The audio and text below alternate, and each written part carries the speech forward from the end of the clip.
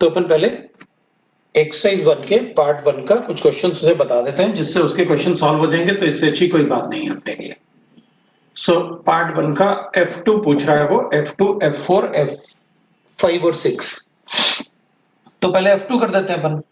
F2 वाला जो question था उसमें था कि भाई अमोनिया का फॉर्मूला कैलकुलेट करके बताओ, है ना। 40 ml of ammonia gas was taken in eudiometer tube. इसमें ना 40 ml ले लिया अपन ने। अब ये कहता है कि 40 ml of taken in a idiometer tube was subjected to spark till the volume did not further change। तो मैंने इसको तब तक स्पार्क किया जब तक कि ये 40 ml चेंज होना बंद हो गया, मतलब सारा का सारा यूज हो जाएगा।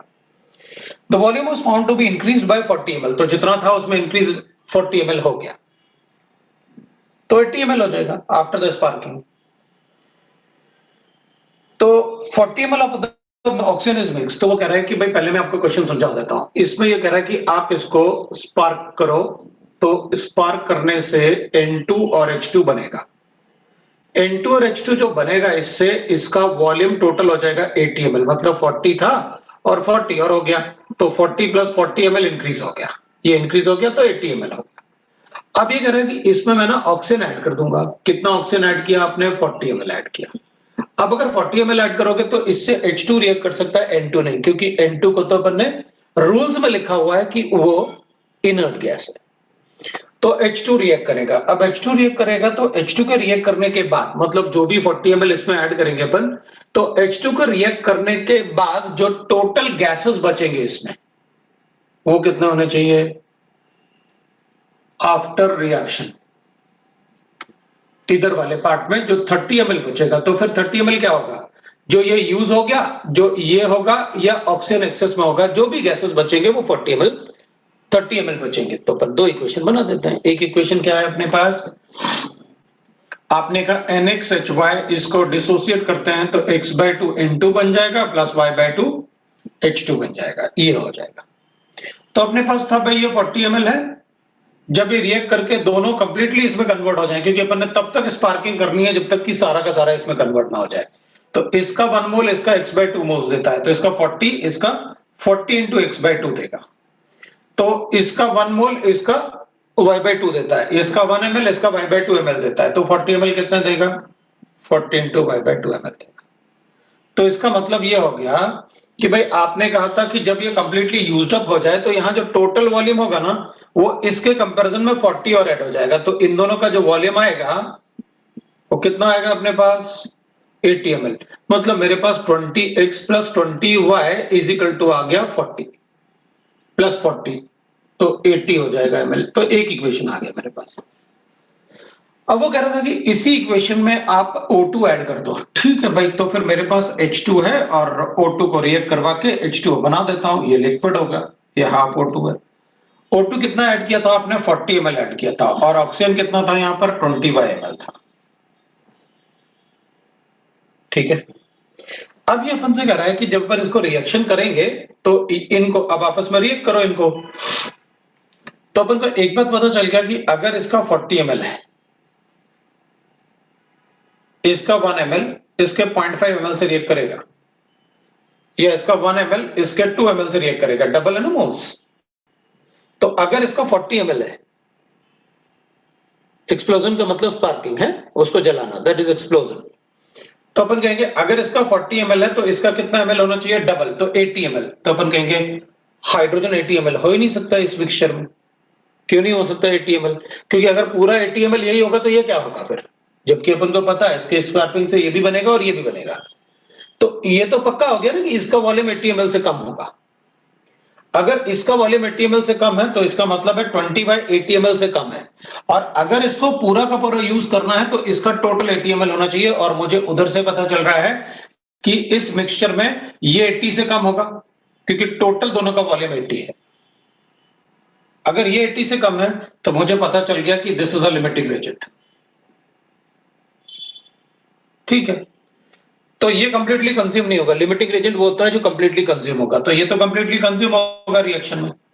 ये कितना रिएक्ट होगा? तो जितने मिलीमोल्स इसके होंगे उसके आधे मिलीमोल्स इसके रिएक्ट करेंगे। तो अपन कहेंगे ये कितना रिएक्ट करेगा? तो 20y/2 रिएक्ट करेगा ये। कैसे भाई, अगर इसका 1 ml इसके 0.5 1/2 ml से रिएक्ट करेगा तो इसका 20 ml इसका 1/2 इंटू 20y से रिएक्ट करेगा। था कितना 40 और रिएक्ट कितना किया इतना, तो बचा कितना ऑक्सीजन,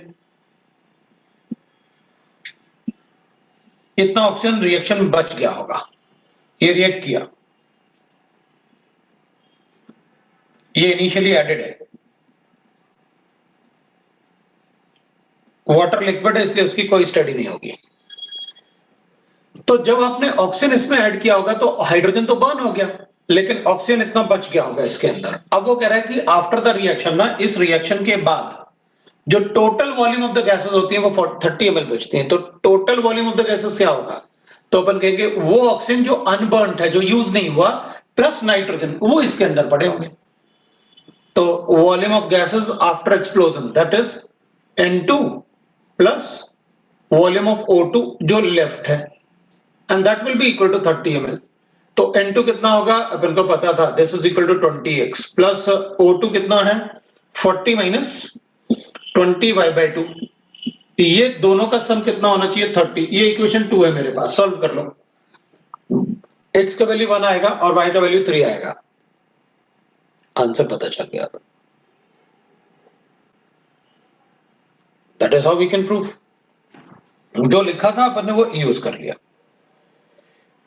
अब अपन F4 की बात कर रहे थे आप, ठीक है।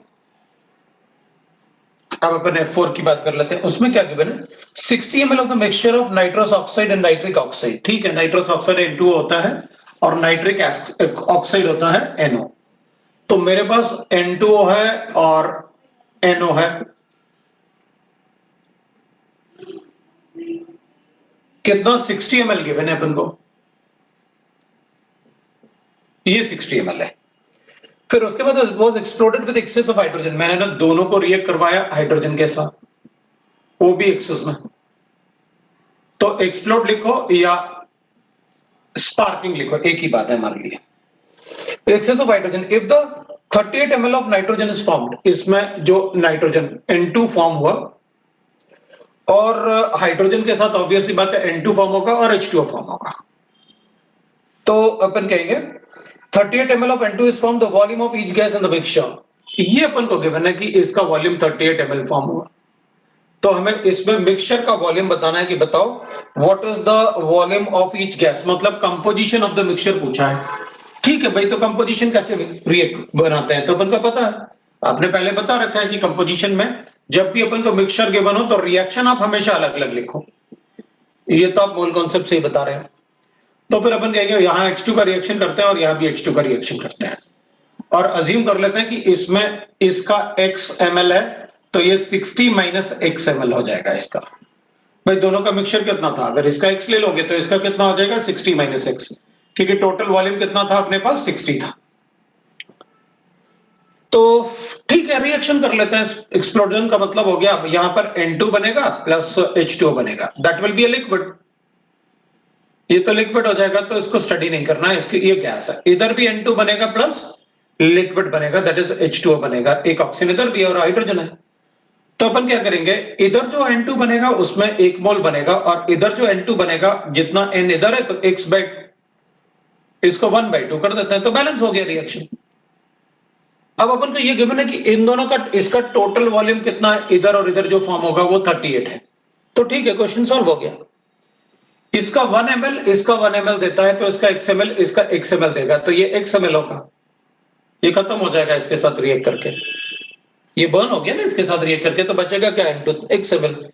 इसका जितना ml होगा इसका ml हाफ बनेगा, इसका 1 ml इसका हाफ ml देता है तो इसका ये खत्म होगा तो ये कितना बनेगा 1/2 इंटू 60 माइनस x, ये बन जाएगा।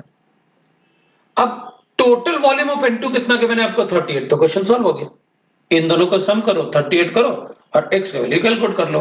तो 38 क्या है अपने पास x plus 60 minus x into 1/2 is equal to 38, ये मुझे गिवन है। तो 2x plus 60 minus x will be equal to 38 into 2।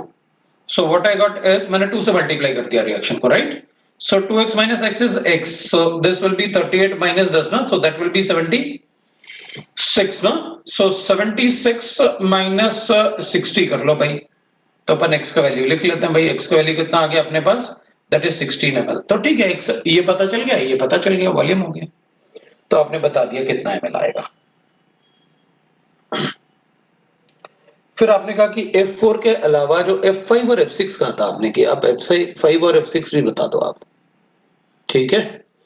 तो मैं उसको F5 और F6 बता देता हूं, ठीक है, F5 और F6 तो देख लेते हैं अपन, है। F5 में मुझे गिवन है अ mixture of formic acid and the oxalic acid is heated. मुझे क्वेश्चन में गिवन है, पहले ऐसे बना लो आप, तो इसमें थोड़ा सा आइडिया लग जाएगा आपको, ठीक है ना। अगर एक आउटलाइन बनाओगे तो अपन को वैसे मैं आउटलाइन बना के ही आपको सॉल्व करके दिखाता हूं कि भाई आपको कैसे करना चाहिए। अ mixture of formic acid and oxalic acid, formic acid ऐसे होता है और ऑक्सैलिक एसिड ऐसे होता है, ठीक है, this is oxalic acid. A mixture of formic acid and the oxalic acid is heated with concentrated H2SO4। इसके मिक्सचर को मुझे concentrated H2SO4 के साथ हीट किया, ठीक है भाई।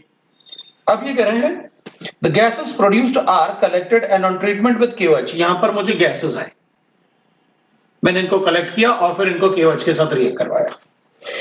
With the solution the volume of gases decreases by 1/6 of the total volume। ठीक है, तो gases 1/6 of gases are collected, so the volume of gases decreased by 1/6, so KOH it decreases gases by 1/6। ठीक है, ये अपन को question में given है 1/6। Calculate the molar ratio of the two acid in the mixture. इनका molar ratio बताना है, तो अपन कहेंगे वॉल्यूम से लिखो या मोल से लिखो, एक ही बात है, because pressure and constant, pressure and temperature are constant, ठीक है।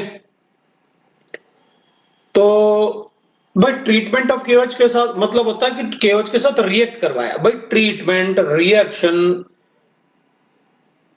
न्यूट्रलाइज्ड, ये सब मतलब एक ही बात है। कोई सीधी सीधी बात है, ट्रीटमेंट का मतलब भाई तुम्हारा ट्रीटमेंट किसी से कर दिया जाए तो ऑब्वियस सी बात है तुम्हारे ऊपर कोई रिएक्शन किया होगा ना, कुछ तो किया होगा ना, दैट इज ट्रीटमेंट, है ना। तो अपन को उससे बता देना चाहिए कि व्हाट इज ट्रीटमेंट। तो विल राइट दैट कि भाई HCOH है, इसको आप कंसंट्रेटेड H2SO4 से रिएक्ट करोगे, अपने पास a mixture of gases given है अपन को, तो इसमें अपन को गिवन है कि ये H2O बनाएगा और CO बनाएगा, तो एक CO बनेगा प्लस एक H2O बनेगा, एक ये रिएक्शन है, तो ये गैस होगा, ये लिक्विड होगा, ये अपन को पता है। और ऑक्सैलिक एसिड जो होता है उससे रिएक्ट करवाएंगे अगर अपन, तो कंसंट्रेटेड H2SO4 के साथ CO बनेगा, CO2 बनेगा और H2O बनेगा। ये लिक्विड है, ये गैस है, ये भी गैस है, ये लिक्विड है, तो भूल जाओ इसके बारे में पढ़ना, क्योंकि लिक्विड हम पढ़ते ही नहीं ज्योमेट्री में। तो अपन कहेंगे ठीक है भाई, हमें क्या बताना है, कंपोजिशन। तो लेट इसका AML हो गया, इसका BML हो गया, इसका अपन अज्यूम कर लेते हैं AML है और इसको अज्यूम कर लेते हैं अपन BML है। तो अपन कहेंगे जब रिएक्शन होगा ना, स्पार्किंग, मतलब इसको एक्सप्लोजन किया अपन ने, है ना, या इसको ट्रीट किया, तो कॉन्सेंट्रेटेड H2SO4 के साथ रिएक्ट करेंगे तो ये इसमें कन्वर्ट हो गया, तो ये तो खत्म हो गया, तो जितना वॉल्यूम इसका था उतना ही वॉल्यूम इसका बन जाएगा, या जितने मोल्स इसके थे उतने ही मोल्स इसके बन जाएंगे। इसके A मोल थे तो ये मोल बन गया, इधर जितना वॉल्यूम इसका होगा उतना ही वॉल्यूम इधर बन जाएगा, तो ऑब्वियस सी बात है 1 मोल इसका 1 मोल देगा, इसका भी 1 मोल देगा, तो इधर B और इधर भी B बन जाएगा और ये खत्म हो जाएगा, वो तो वाटर। अपन क्या करेंगे, इधर जो गैसेस बने ना अपने पास आफ्टर द रिएक्शन, वो क्या बना अपने पास, इसका कितना मोल्स बना A प्लस B, और इसका कितना मोल्स बना B मोल्स, तो टोटल मोल्स कितने हो गए अपने पास, A plus B mole 2B हो गए, ये total moles of the gases हो गए अपने पास। A मोल इसका बन गया और B मोल्स इसके हो गए, so 2B, this is the total volume of the gases which is formed. So total volume of gases after reaction, तो रिएक्शन के बाद total volume of gases will be equal to A plus 2B बन गया अपने पास। अब अपन ने क्या किया, ये जो गैसेस थे ना इनको KOH से रिएक्ट करवाया। अपन सबको पता है कि जो गैसेस है वो ये हैं जो रिएक्शन में अपन को दिख रहे हैं। KOH is a base. अब बात आएगी एड्सॉर्बेंट की। मैंने आपको क्लियरली बताया है कि रूल्स में कि एड्सॉर्बेंट से अपन को ये पता चलेगा कि किसके साथ वो रिएक्ट करेगा, तो उसका वॉल्यूम हमें पता चलेगा। KOH बेस होता है और CO2 एसिड होता है, मतलब KOH ने जो डिक्रीज किया होगा वॉल्यूम वो किसकी वजह से किया होगा, CO2 की वजह से। तो इसका मतलब है CO2 का वॉल्यूम कितना होगा? 1/6 of the total volume of the gases. So volume of CO2 is equal to 1/6 of the total volume of gases. Volume of gases, total volume of gases कितना? A plus 2B. और volume of CO2 कितना? ये. तो B is equal to 1/6 क्योंकि volume of CO2 कितना है? B. और total volume of gases कितना? A plus 2B. तो इसमें ये इक्वेशन बन गया अपना. अब इस इक्वेशन से आप A upon B का रेशियो बता दो. मुझे पता चल गया what is the molar ratio of these. ये आपका क्वेश्चन सॉल्व हो गया. ठीक है भाई. अब क्वेश्चन नंबर अपन 6 की बात करते हैं. अब 6 में अपन को गिवन है सैंपल ऑफ गैसियस हाइड्रोकार्बन. अब अगेन आई विल राइट, ऐसे एक आउटलाइन बनाएंगे. उस आउटलाइन से मुझे ये पता चल जाएगा मुझे करना क्या है. ठीक है, डायरेक्टली क्वेश्चन सॉल्व करेंगे तो थोड़ा सा आपको प्रॉब्लम होगा, लेकिन हमेशा अगर आप आउटलाइन बनाओगे, sample of gaseous hydrocarbon occupying 1.2 litre of gases litres at NTP. ठीक है, मेरे पास एक हाइड्रोकार्बन है, सो गैसियस हाइड्रोकार्बन लिख लेता हूं. हाइड्रोकार्बन है और इसका वॉल्यूम जो मुझे गिवन है V is equal to 1.12 litre at NTP मुझे गिवन है. ये गिवन है मुझे. If one completely burnt in air CO2 and H2O is produce, तो इसको ना मैं ऑक्सीजन से रिएक्ट करूंगा, O2 के साथ बर्न करूंगा इसको. तो बर्न करने का मतलब जैसे स्पार्किंग में कर रहे थे अपन, तो ये CO2 बनाएगा और H2O बनाएगा. ये बता रहा है अपन को. CO2 कितना बनता है? 2.2 ग्राम्स. ये कितना बनता है? 1.8 grams. Calculate the weight of the compound when compound taken and the volume of O2 at NTP required for burning. अपन को इसका वेट बताना है. Calculate the weight of hydrocarbon and oxygen was taken. The volume of oxygen required at NTP. और इसका volume मुझे बताना है at NTP. ठीक है भाई. अपन क्या करेंगे? हाइड्रोकार्बन ले लेता है. मेरे पास हाइड्रोकार्बन जो गिवन है ना, ऐसे कर लेता हूं मैं, x प्लस y कर देता हूं, है ना. ऐसे कर देते हैं अपन कि भाई क्या करना है अपन को. ठीक है, और हाइड्रोकार्बन कैलकुलेट करते हैं अपन. तो इसमें ना ये हाइड्रोकार्बन का रिएक्शन आपने बता रखा है मुझे. तो जब आपने बताया था तो ऐसे लिखा था x plus y bye 4O2 ये यूज होता है, और इससे अपन को बनेगा x CO2 plus y bye 2H2O. ये आपने बता रखा था मुझे. अब मुझे एक बात पता चल गया कि भाई इसका अगर 1 ml होता है या इसका 1 लीटर होता है, तो इसका कितना लीटर यूज होता है? x plus y by 4 litres use होता है. तो इसका x लीटर बनेगा और इसका y बाय 2 लीटर्स बनेगा. ये लीटर्स बन जाएगा. ठीक है ना. अब अपन के इसका वॉल्यूम इसमें ग्राम्स गिवन है, तो मोल से कैलकुलेट कर लेते हैं, तो y का वैल्यू आ जाएगा एनटीपी पे. सारे कैलकुलेशन अपन एनटीपी पे कर लेते हैं. तो अपन कहेंगे ठीक है भाई, पहले अपन इसका मॉलिक्यूलर फॉर्मूला ले लेते हैं कितना आने वाला है. तो अगर इसका 1.12 लीटर्स है, तो यहां पर अपने पास कितना हो जाएगा? 1.12 लीटर. ये तो खत्म हो जाएगा जब इसके साथ बर्न करेगा. तो ये यूज कितना होगा? 1.12 लीटर्स. 1.12 लीटर ना, ठीक है, 1.12 लीटर होगा अपने पास, और into x plus y by 4 litres ये होगा अपने पास.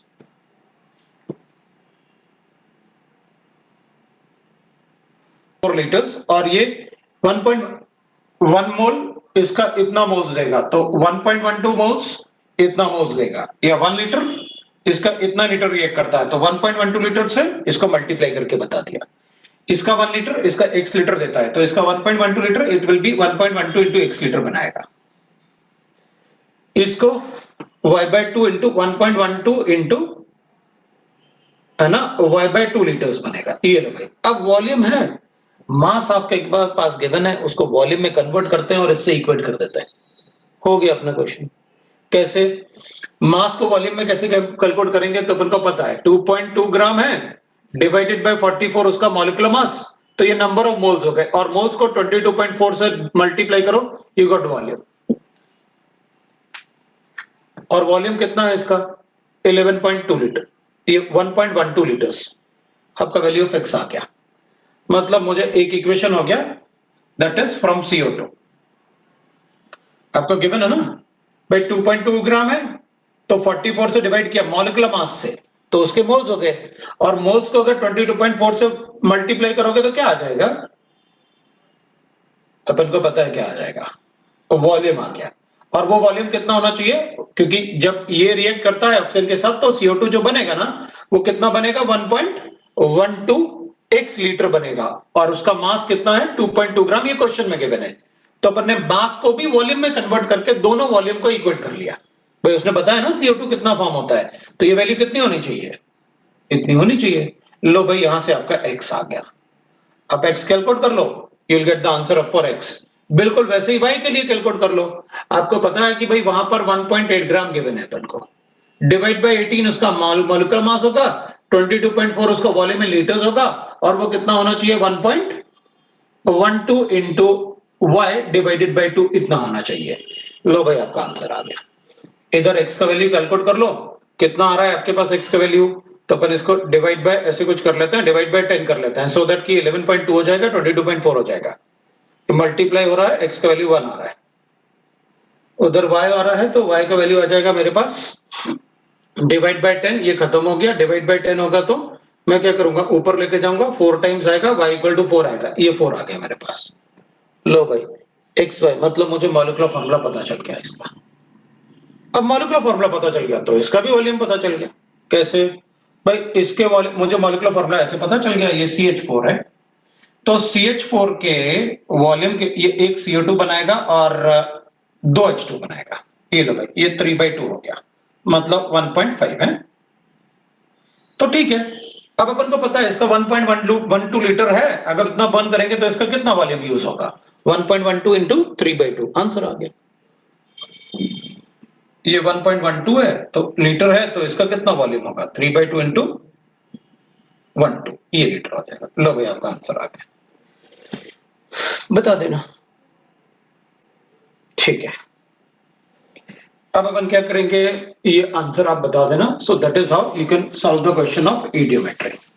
ये सारा पार्ट मैंने क्लास में आपको, मतलब जब अपन ने थ्योरी पढ़ा था तभी मैंने आपको काफी आइडिया दिया था, बैलेंसिंग वगैरह भी इसलिए सिखाया था कि आप बाद में कंफ्यूज ना हो और आपको प्रॉब्लम ना जाए। ठीक है, अब अपन एक और क्वेश्चन ना, मैं आपको पेज नंबर बता देता हूं, वो मतलब पता नहीं मेरे इसमें कौन सा पेज है, लेकिन एक मैंने बताया था कि अगर अपन एक ग्राफ वाला क्वेश्चन था, वो APSP में था शायद, वो जो पूछ रहा है ना, किसी ने पूछा था और वो बेचारा आज तक यही बोल रहा है कि सर वो क्वेश्चन तो डिस्कस कर दो, अपन APSP पे चलते हैं, फिर अपन रियल गैस को डिस्कस कर लेंगे, नो डाउट हमें रियल गैस को भी, लेकिन क्वेश्चंस जो सबसे ज्यादा आते हैं वो आइडियल गैस से आते हैं, रियल गैस से भी क्वेश्चन आते हैं, ऐसा नहीं है, बट रियल गैस के क्वेश्चन बड़े इजी होते हैं as compare to ideal gas से। ठीक है, वो APSP वाला क्वेश्चन ढूंढते हैं अपन, मैच द फॉलोइंग गया कहाँ वो, ये तो NSC वाला आ गया ऊपर ही, एक मिनट है, अपन वो एक क्वेश्चन था वो अपन देख लेते हैं, वो प्रैक्टिस वाले पार्ट में होगा यार, वो क्वेश्चन है कहाँ APSP में ना, प्रैक्टिस पेपर तो है भाई, ये APSP में वो क्वेश्चन कहाँ है, AIEEE वाले पार्ट में है क्या, कौन से वाले पार्ट में जरा बताओगे, IIT JEE मेंस पैटर्न है, एडवांस पैटर्न में होगा वो, देखता हूँ, वो एक ग्राफ वाला क्वेश्चन है इसमें, मैंने बोला था ना ग्राफ वाला क्वेश्चन में देख लेता हूँ कहां पर है, वो बता भी रहा है अपन को, लास्ट क्वेश्चन है, last page, last question of advance, ठीक है, लास्ट पेज पे लास्ट क्वेश्चन ऑफ एडवांस बोल रहा है, NSCC, हाँ मिल गया मिल गया मिल गया मिल गया मिल गया मिल गया मिल गया मिल गया, हम्म, मैं अपन को ना लास्ट पेज पे लास्ट क्वेश्चन देखो जरा, एक मिनट में लाइट ऑन कर लेता हूँ, थोड़ा सा लाइट अप कम लग रहा है अपन को,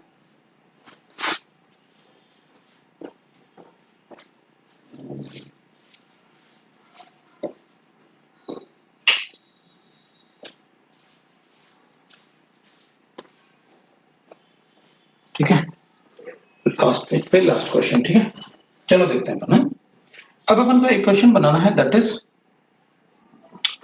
एक अपन को गिवन है ग्राफ बनाना है, that is 1 by v square directly proportional to p and ideal gas है और कांस्टेंट t है, कांस्टेंट टेम्परेचर पे। तो अब आप ये बोल रहे हो कांस्टेंट टेम्परेचर पे ग्राफ में कि अगर हम प्रेशर को मतलब वॉल्यूम को बहुत सारा चेंज करेंगे, मतलब वॉल्यूम बहुत सारा इंक्रीज करेंगे तो प्रेशर थोड़ा सा डिक्रीज होगा। तो स्क्वायर में ना, मतलब अगर दोनों को प्रेशर मान लो वॉल्यूम को डबल करें तो ये तो 4 हो जाएगा, और तो प्रेशर कितना होगा, प्रेशर में थोड़ी स्क्वायर है। तो पीवी का ग्राफ तो बनाओ लेकिन वॉल्यूम को ज्यादा आप चेंज करना एज कंपेयर टू प्रेशर में। ठीक, तो इसमें ग्राफ जो अपन को गिवन है लिस्ट 2 में, लिस्ट 2 में अपन को ग्राफ गिवन है, किस टाइप का ग्राफ बनेगा तो वो अपन को बताना है। तो ये ग्राफ कौन से है, पीवी ग्राफ है वीटी ग्राफ है? अच्छा, अपन को खुद ही डिसाइड करना है कि कौन सा होगा। तो ये तो हो नहीं सकता पी का 1/v स्क्वायर के साथ, है ना, ऐसे तो हो नहीं सकता, तो गलत होगा क्योंकि ग्राफ तो बिल्कुल डिफरेंट आना चाहिए। प्रेशर थोड़ा इंक्रीज होगा, वॉल्यूम बहुत ज्यादा इंक्रीज होना चाहिए। ऐसा ग्राफ ढूंढो भाई। एक ग्राफ अपन को ऐसे गिवन है ना, और पी गिवन है अपन को, तो अपन कहेंगे इसमें ना प्रेशर गिवन है तो प्रेशर बहुत ज्यादा इंक्रीज हो रहा है और वॉल्यूम कांस्टेंट होता जा रहा है। दूसरा ग्राफ जो अपन को गिवन है वो ऐसे गिवन है, इसमें तो वॉल्यूम बढ़ रहा है बहुत ज्यादा, प्रेशर में थोड़ा चेंज हो रहा है, लेकिन एक टाइम ऐसा है कि वॉल्यूम कांस्टेंट हो गया। वॉल्यूम थोड़ी कांस्टेंट होगा भाई, हायर वॉल्यूम पे कांस्टेंट थोड़ी होगा। फिर एक ग्राफ अपन को ऐसे गिवन है 1 by v और प्रेशर, प्रेशर में चेंज करूंगा तो वॉल्यूम में ज्यादा चेंज आ रहा है, ये थोड़ा ठीक लग रहा है मुझे, क्योंकि प्रेशर में अगर चेंज कर रहे हैं अपन, थोड़ा चेंज कर रहे हैं, वॉल्यूम में बहुत ज्यादा चेंज हो रहा है, तो वो एक्सपोनेंशियल चेंज हो रहा है, वो चलेगा। प्रेशर बिकम्स कांस्टेंट ना, प्रेशर अपन को, या तो वॉल्यूम कांस्टेंट आ रहा था, प्रेशर को चेंज करने से वॉल्यूम कांस्टेंट आ रहा था, जबकि अपन को पता चल रहा है कि वॉल्यूम में थोड़ा चेंज करोगे प्रेशर में बहुत ज्यादा चेंज होगा। यहां वॉल्यूम में बहुत ज्यादा चेंज दिखा रहा है, प्रेशर में थोड़ा चेंज हो रहा है और वॉल्यूम में चेंज ज्यादा हो रहा है, इस वाले एक्सिस पे चेंज ज्यादा हो रहा है। लास्ट वाले में क्या है, लास्ट वाला तो अपन कहेंगे भाई ऐसे अगर है तो ये ग्राफ ना पी और वी का ग्राफ होना चाहिए, इस टाइप से ग्राफ होना चाहिए। तो इसमें अगर मैं लिखता हूं 1/v स्क्वायर और p, तो p बढ़ाने से वॉल्यूम डिक्रीज होगा, तो ये इनवर्सली प्रोपोर्शनल होना चाहिए, स्क्वायर में नहीं होना चाहिए। सबसे अच्छा ग्राफ क्या था हमारे लिए कि अगर वॉल्यूम में थोड़ा चेंज करोगे, मतलब इसको अगर डबल करोगे तो प्रेशर बहुत ज्यादा इंक्रीज होगा, एक्सपोनेंशियली इंक्रीज होगा। मतलब इसको डबल करोगे तो ये 4 हो जाएगा, अगर 4 होगा तो प्रेशर को 4 टाइम बढ़ना चाहिए, फिर मतलब बहुत ज्यादा बढ़ना चाहिए। तो ये वाला ग्राफ मोस्ट सुटेबल ग्राफ था। दूसरा अपन को गिवन है v और t। अब आपने लिखा v और t, ये ग्राफ लिखा, इस ग्राफ में आपने कहा v और t में एट आइडियल गैस और कांस्टेंट प्रेशर, ठीक है, प्रेशर कांस्टेंट है अपन को ये पता है। तो अगर मैं ऐसे करूं, अगर इसको इनको ऐसे भी सॉल्व कर सकते अपन है कि भाई अपन ने लिखा v और t लिखा तो v into T is equal to constant, inversely proportional है ना। तो वॉल्यूम को अगर डबल करूंगा तो टेम्परेचर भी डबल हो जाए, वॉल्यूम को अगर डबल करूंगा तो टेम्परेचर भी डबल हो जाए।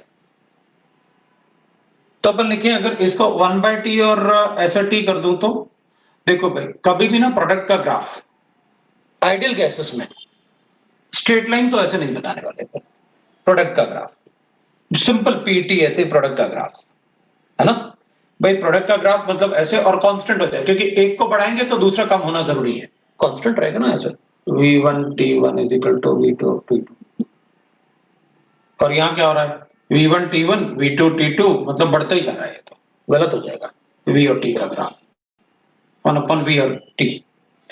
तो इसमें तो तब होगा जब डायरेक्टली प्रोपोर्शनल हो कोई, अगर डायरेक्टली प्रोपोर्शनल होता है तो ऐसे होता है v/t, तब ग्राफ ऐसे आता है डायरेक्टली प्रोपोर्शनल, है ना।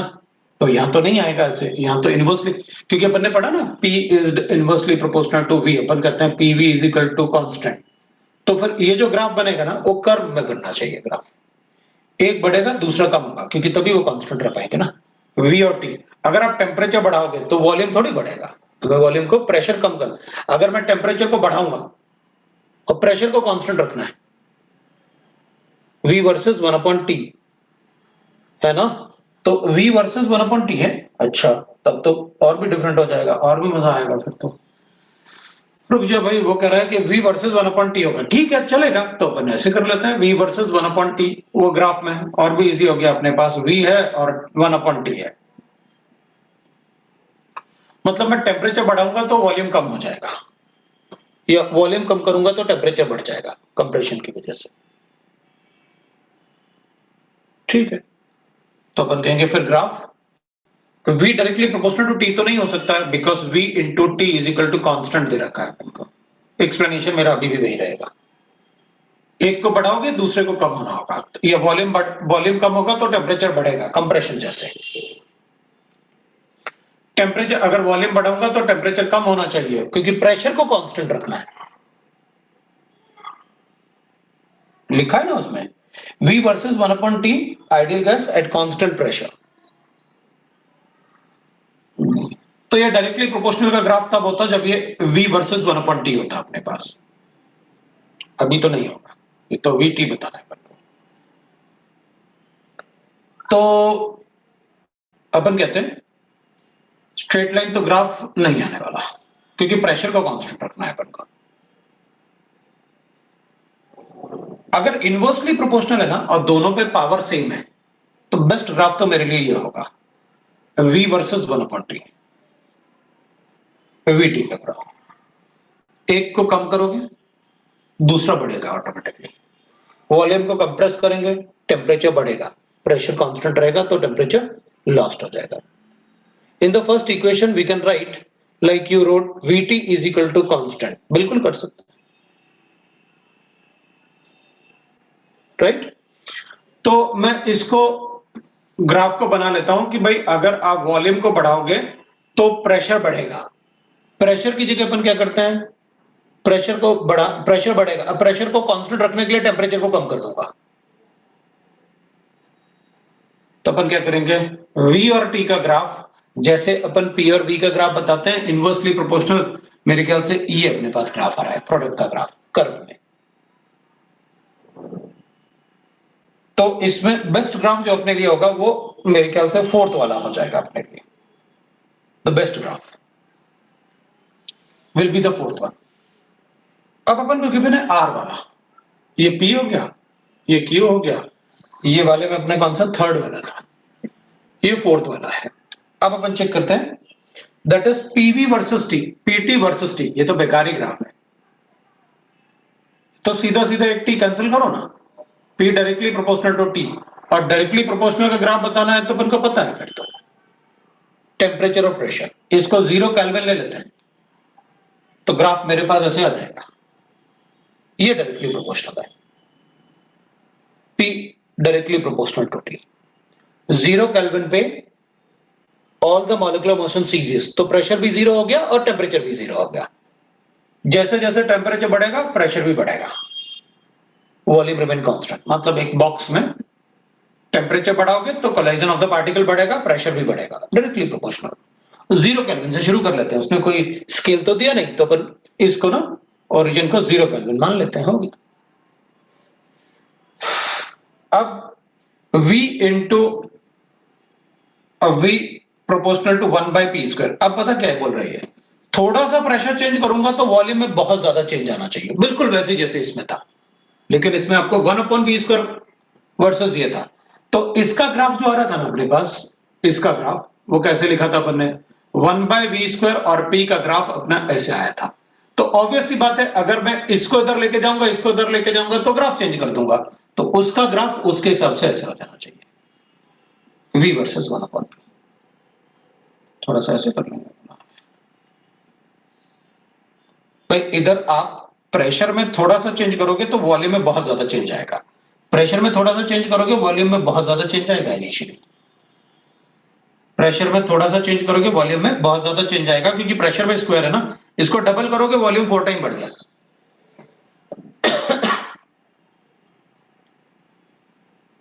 इसको डबल किया वॉल्यूम 4 टाइम बढ़ गया। तो ठीक है, इसका मतलब है थोड़ा सा प्रेशर में चेंज हुआ, वॉल्यूम में बहुत ज्यादा चेंज आया, दैट इज। तो इसका ग्राफ अपने लिए, इसका ग्राफ 1 आ रहा था, इसका ग्राफ 2 आ जाएगा अपने लिए, that is the best graph.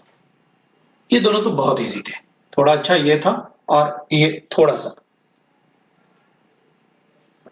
But this are the graph. ये आपका ग्राफ वाला क्वेश्चन था जो आपने पूछा था, उसको मतलब व्हाट्सएप पे एक्सप्लेन नहीं कर पाता मैं, मतलब इतना सारा व्हाट्सएप पे थोड़ी लिख पाते अपन।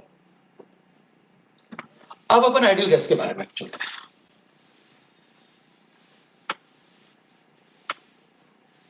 चलो भाई,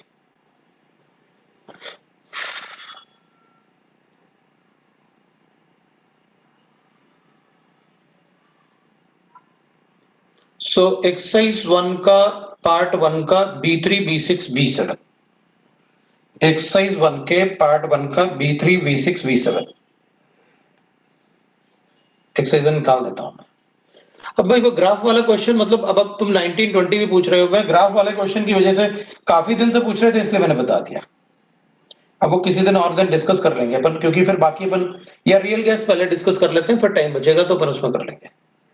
तो 19 और वो भी बता देंगे, और मैंने बंद भी कर दिया, रियल गैस का शीट खोल दिया मैंने। एक मिनट है, अपन चेक कर लेते हैं। पहले एक्सरसाइज 1 के सिर्फ पार्ट 1 का ही पूछना आप। तो एक्सरसाइज 1 के पार्ट 1 का, ताकि मिक्स ना होना, सबके क्वेश्चंस के आंसर दूंगा मैं। तो ए सेक्शन में कोई डाउट नहीं, बी सेक्शन में डाउट है, तो अपन को B3 B6 A1 का थर्ड वाला, A1 के थर्ड वाले में क्या गिवन है? अरे यार, इसमें बस यही बात है, मुझे A1 गिवन है। A1 का फर्स्ट वाला, identify the true false statement है ना, for the fixed amount of gas, है ना। तो अब इसमें थर्ड वाले में गिवन है, मुझे ये ग्राफ गिवन है, और इस ग्राफ में ये कह रहा है through path PSQ we can convert gas into the liquid through continuity of state। हाँ सही है भाई, P S और Q, मतलब मैं P और S और Q गिवन है, तो अपन इसको क्या कर सकते हैं, तो gas can be converted into liquid, और ये ग्राफ अपन को ऐसे गिवन है, ये ग्राफ जो है वो ऐसे है, ये अपन को ऐसे गिवन है। हाँ ठीक है ना, वो क्या बोल रहा है कि आप अगर P से Q और Q S से Q तक जाएंगे, तो gas will get converted into what? Liquid, without any abrupt change into the liquids, into the other state, physical state। मतलब आप P से S में जाओगे और S से Q में जाओगे, तो आप गैस को लिक्विड में कन्वर्ट कर लोगे विदाउट एनी कि भाई पहले पूरा लिक्विड बन गया फिर उसमें कोई और स्टेट आ रहा है। वो कंटिन्यूटी ऑफ स्टेट का मतलब है कि there should be no abrupt change in the physical state, मतलब गैस एकदम से कन्वर्ट नहीं होगा लिक्विड में, वो धीरे धीरे धीरे पहले इक्विलिब्रियम बनेगा और इक्विलिब्रियम के बाद फिर लिक्विड में कन्वर्ट होगा। ऐसे नहीं होगा कि एक पॉइंट पे आया और फट से वो उस पॉइंट पे वो लिक्विड में कन्वर्ट हो गया सारा का सारा, नहीं। वो कंटिन्यूटी ऑफ स्टेट का मतलब है कि धीरे धीरे जो गैस है ना, वो धीरे धीरे धीरे धीरे पहले लिक्विड गैस इक्विलिब्रियम बनेगा और उसके बाद किस में कन्वर्ट हो जाएगा, लिक्विड में कन्वर्ट हो जाएगा। That is what we mean by the continuity of state. ठीक है, फिर अपन को पढ़ना है दैट इज, हाँ भाई चिंता मत करो, मैं बी के सारे पॉइंट बताऊंगा, आप चिंता मत करो, ऐसे भागो मत बिल्कुल कि बस आप तो मेरा डाउट बता दो, बस बाकी सब रहने दो।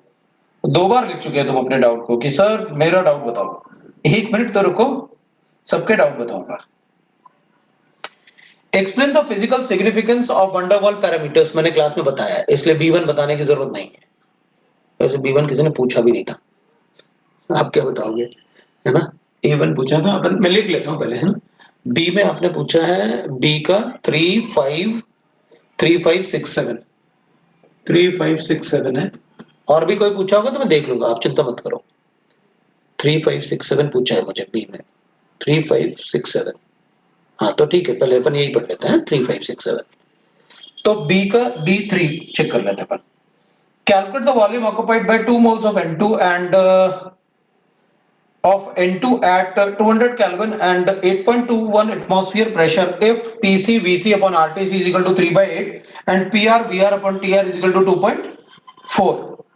PR VR TR is a reduced temperature, volume and pressure. तो reduced temperature, volume and pressure ना, तो reduced equation of state मैंने कहा था ना छोड़ दो उसे, तो उसको छोड़ ही देते हैं। ये PR VR और TR कहीं आएगा तो आप छोड़ देना उसको, ये अपन ऐसे कर ही लेते हैं। रुक जाओ, reduced equation of state बता ही देता हूं, नहीं तो कहोगे कि सर पता नहीं, आप बोलते हो छोड़ दो और बाद में फिर उसमें क्वेश्चन आता है तो अच्छा आप बताना नहीं चाहते। मैं बताना तो बिल्कुल चाहता हूं बेटा, लेकिन उसको अपने सिलेबस में भी तो होना चाहिए। सो रिड्यूस इक्वेशन ऑफ स्टेट, तो रिड्यूस इक्वेशन ऑफ स्टेट का मतलब हो जाएगा भाई जिसमें रिड्यूस्ड प्रेशर होगा, द रिड्यूस्ड प्रेशर होता है pressure of gas divided by critical pressure, ये रेशियो होता है। वैसे ही वॉल्यूम होता है, VR होता है volume of the gas divided by critical volume, and the reduced temperature होता है that is equal to temperature of the gas divided by critical temperature. तो सब्स्टिट्यूटिंग इन वन रोल इक्वेशन, वॉल्स इक्वेशन, ठीक है, P plus A upon V square, ये molar volume ले लेते हैं अपन, 1 मोल के लिए V minus molar volume minus V B लिख लेते हैं और फिर अपन RT कर लेते हैं, मोलर वॉल्यूम कर लिया अपन ने। P को मैं लिख सकता हूं that is PR into PC, V को मैं लिख सकता हूं that is VR into VC, V को मैं लिख सकता हूं that is VR into VC, minus B को मैं लिख सकता हूं दैट इज वो तो B ही रहेगा, इज इक्वल टू RTC को मैं लिखूंगा TR इंटू TC। ये रिड्यूस्ड इक्वेशन ऑफ स्टेट है। अब रिड्यूस्ड इक्वेशन ऑफ स्टेट में अपन क्या करेंगे ना, इसको ऐसे बना देंगे, वैसे इसकी जरूरत नहीं थी अपन को, अगर आपने वो बता दिया क्वेश्चन को सॉल्व करने के लिए, लेकिन मैं इक्वेशन बताऊंगा, आप लिखा तो इक्वेशन बताऊंगा, आप अपने आप ही कैलकुलेट कर सकते हो। मैं यहां पर क्या करूंगा ना, इसको PR इंटू PC की जगह लिखूंगा A upon 27B square, minus इसको मैं लिखूंगा A upon VR is reduced form में आ जाएगा ना, अब VC is equal to 3B होता है, इसका क्यूब इसका स्क्वायर लिखूंगा। मैंने ना PC VC और TC के वैल्यू सब्स्टिट्यूट कर रहा हूं, VR इंटू 3B, VC की जगह हम 3B लिख सकते हैं, आपको पता है वो क्या है VC, और TC का वैल्यू भी आपको पता है R into TR into TC, TC is 8A upon 27RB।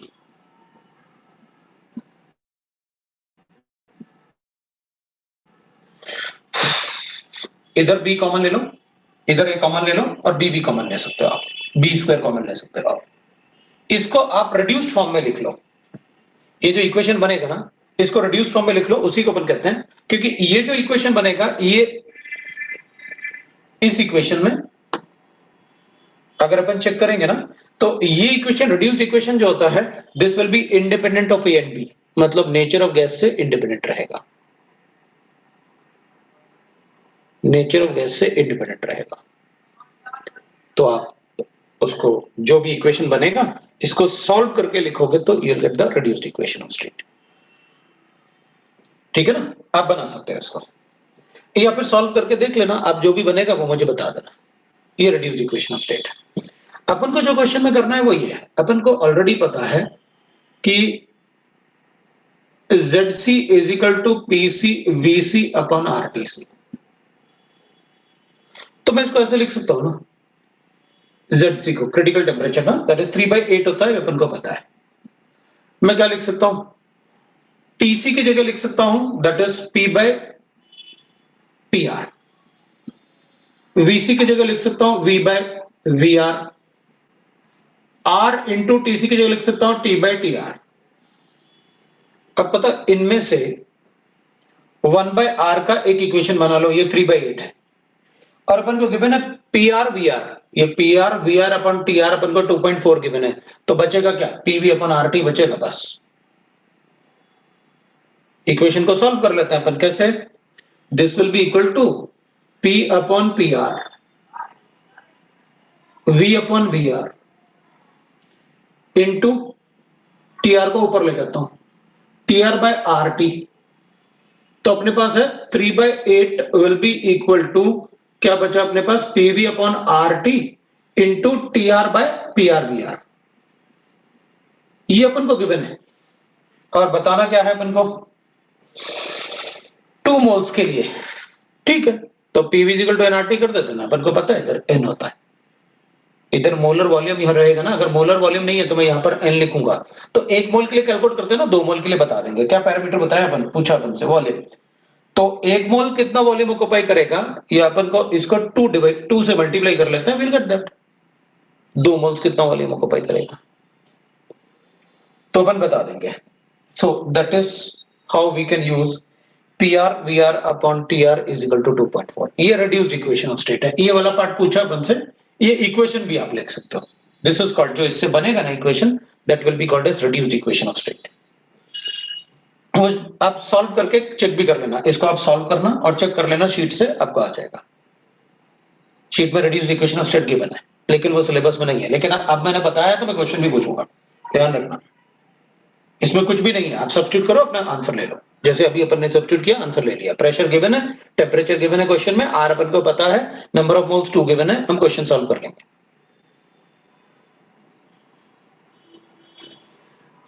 B4 मना कर दिया, B5 की बात करना है, B5 में अपन को गिवन है,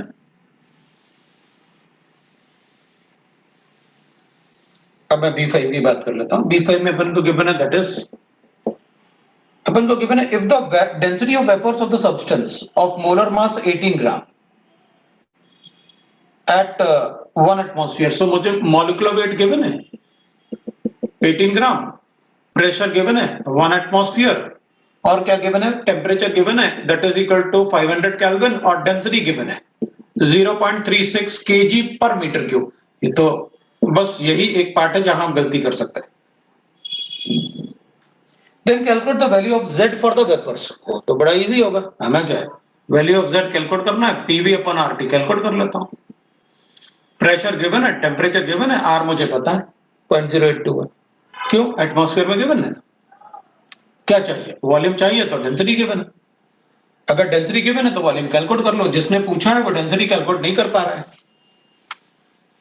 भाई जिसने पूछा होगा वो डेंसिटी को कैलकुलेट नहीं कर पा रहा है, इसलिए पूछा है उसने, डेंसिटी इज इक्वल टू होता है मास अपॉन वॉल्यूम,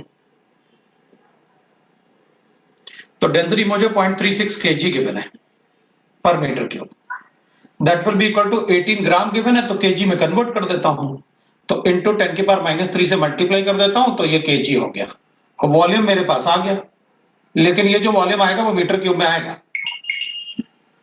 ठीक है, मीटर क्यूब को कन्वर्ट कर लेंगे लीटर्स में, पता था अपन को कैसे कन्वर्ट करते हैं लीटर्स में, क्योंकि इसको एटमॉस्फेयर में, इसको लीटर में, तो ये वैल्यू होगा 0.0821, तो अपने पास वॉल्यूम आ गया मीटर क्यूब में, वॉल्यूम को अगर मीटर क्यूब में लिखना है अपन को, तो ये 18 इंटू, अपने ऐसे लिख लेते हैं भाई, 18 इंटू 10, ये केजी तो कैंसिल हो गया, उसको कन्वर्जन की जरूरत ही नहीं पड़ा अब अपन को, ये तो अपन ने लिख लिया था ऐसे, मीटर क्यूब पर बचा हुआ है तो वो देख लेंगे, इसके ऊपर लिखेंगे तो पर मीटर क्यूब हो जाएगा, तो इंटू 10⁻³ डिवाइड बाई 0.36 हो गया, 0.36 होगा, तो इसको हटाते हैं डेसिमल को, तो इसको अपन क्या लिख लेंगे, इसको लिख लेंगे अपन 18 इंटू 10⁻², -3, और डेसिमल हटाएंगे तो 10⁻² कर देते हैं, और डिवाइड बाय कर देते हैं क्या, पॉइंट दैट इज 36, तो ये 2 से डिवाइड कर लेते हैं, सो अपने पास आ गया 10⁻⁻1 डिवाइड बाई 2, ये आपके पास मीटर क्यूब आया पर मीटर क्यूब, तो लीटर्स में कन्वर्ट कर लोगे भाई, मीटर क्यूब को लीटर्स में कैसे कन्वर्ट करते हैं, 1000 से मल्टीप्लाई करते हैं, लो भाई लीटर्स में कन्वर्ट कर लिया, कितना आया अपने पास, 50 लीटर आ गया, ठीक है, तो प्रेशर 1 गिवन है, ये 50 गिवन है, डिवाइड बाय कर लेता हूं 0.0821 और मल्टीप्लाई कर देता हूं 500 से, लो भाई अपना आंसर आ गया।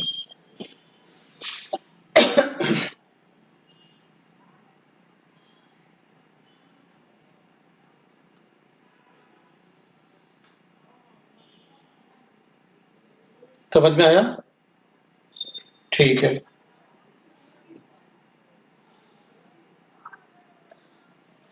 ये अपना आंसर है B5 का। तो अब पार्ट 2 वेट करना है, आराम से मैं पूछूंगा पार्ट 2। B5 भी पूछा है अपन से, B6 और B7 भी पूछा है। पहले B6 की बात कर लेते हैं अपन, है? अब अपन B6 की बात करते हैं। B6 में अपन को गिवन है 1 litre of ideal gas. So volume अपन को गिवन है 1 litre of gas at 400 kelvin. Volume 1 litre है, टेम्परेचर 400 केल्विन है और प्रेशर अपन को 300 एटमॉस्फेयर गिवन है। इसको ना मैंने कंप्रेस किया तो प्रेशर बिकम्स 600 एटमॉस्फेयर। तो वॉल्यूम, टेम्परेचर एंड प्रेशर ये 600 एटमॉस्फेयर आ गया। टेम्परेचर 200 केल्विन कर दिया। The compressibility factor changes from, इसका Z का वैल्यू मुझे गिवन था 1.2, तो ये Z का वैल्यू 1.6 हो गया। ये Z1 कर देता है। कैलकुलेट द फाइनल वॉल्यूम, हाँ तो ठीक है ना, इसको कैलकुलेट करने के लिए कहा तो कोई बात नहीं, इससे n कैलकुलेट कर लेते हैं। n तो कांस्टेंट रहेंगे, तो ठीक है वॉल्यूम बता देते हैं। तो इसमें सीधे लिख कर देना अपन, भाई ये कितना था, Z is 1.2 is equal to pressure कितना 300 into volume 1 divided by number of moles n into R into T। T कितना गिवन है अपन को, दैट इज कहां गया 400। तो n का वैल्यू कैलकुलेट कर लेते हैं, R अपन को पता है, तो NR will be equal to कितना हो जाएगा अपने पास, भाई R तो कांस्टेंट है ना और नंबर ऑफ मोल्स कांस्टेंट रहेंगे, तो अपन क्या करेंगे, इसको अपन कर लेंगे भाई NR will be equal to that is 300 divided by 400 into 1.2। इसको कैंसिल ही कर लेते हैं।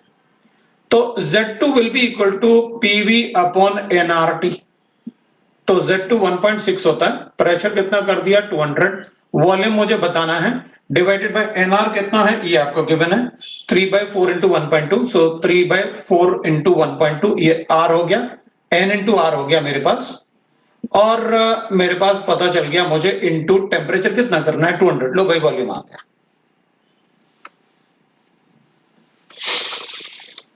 ये वॉल्यूम आ गया। Reduce temperature of benzene is given to me, reduce volume is given to me, reduce pressure आपको बताना है।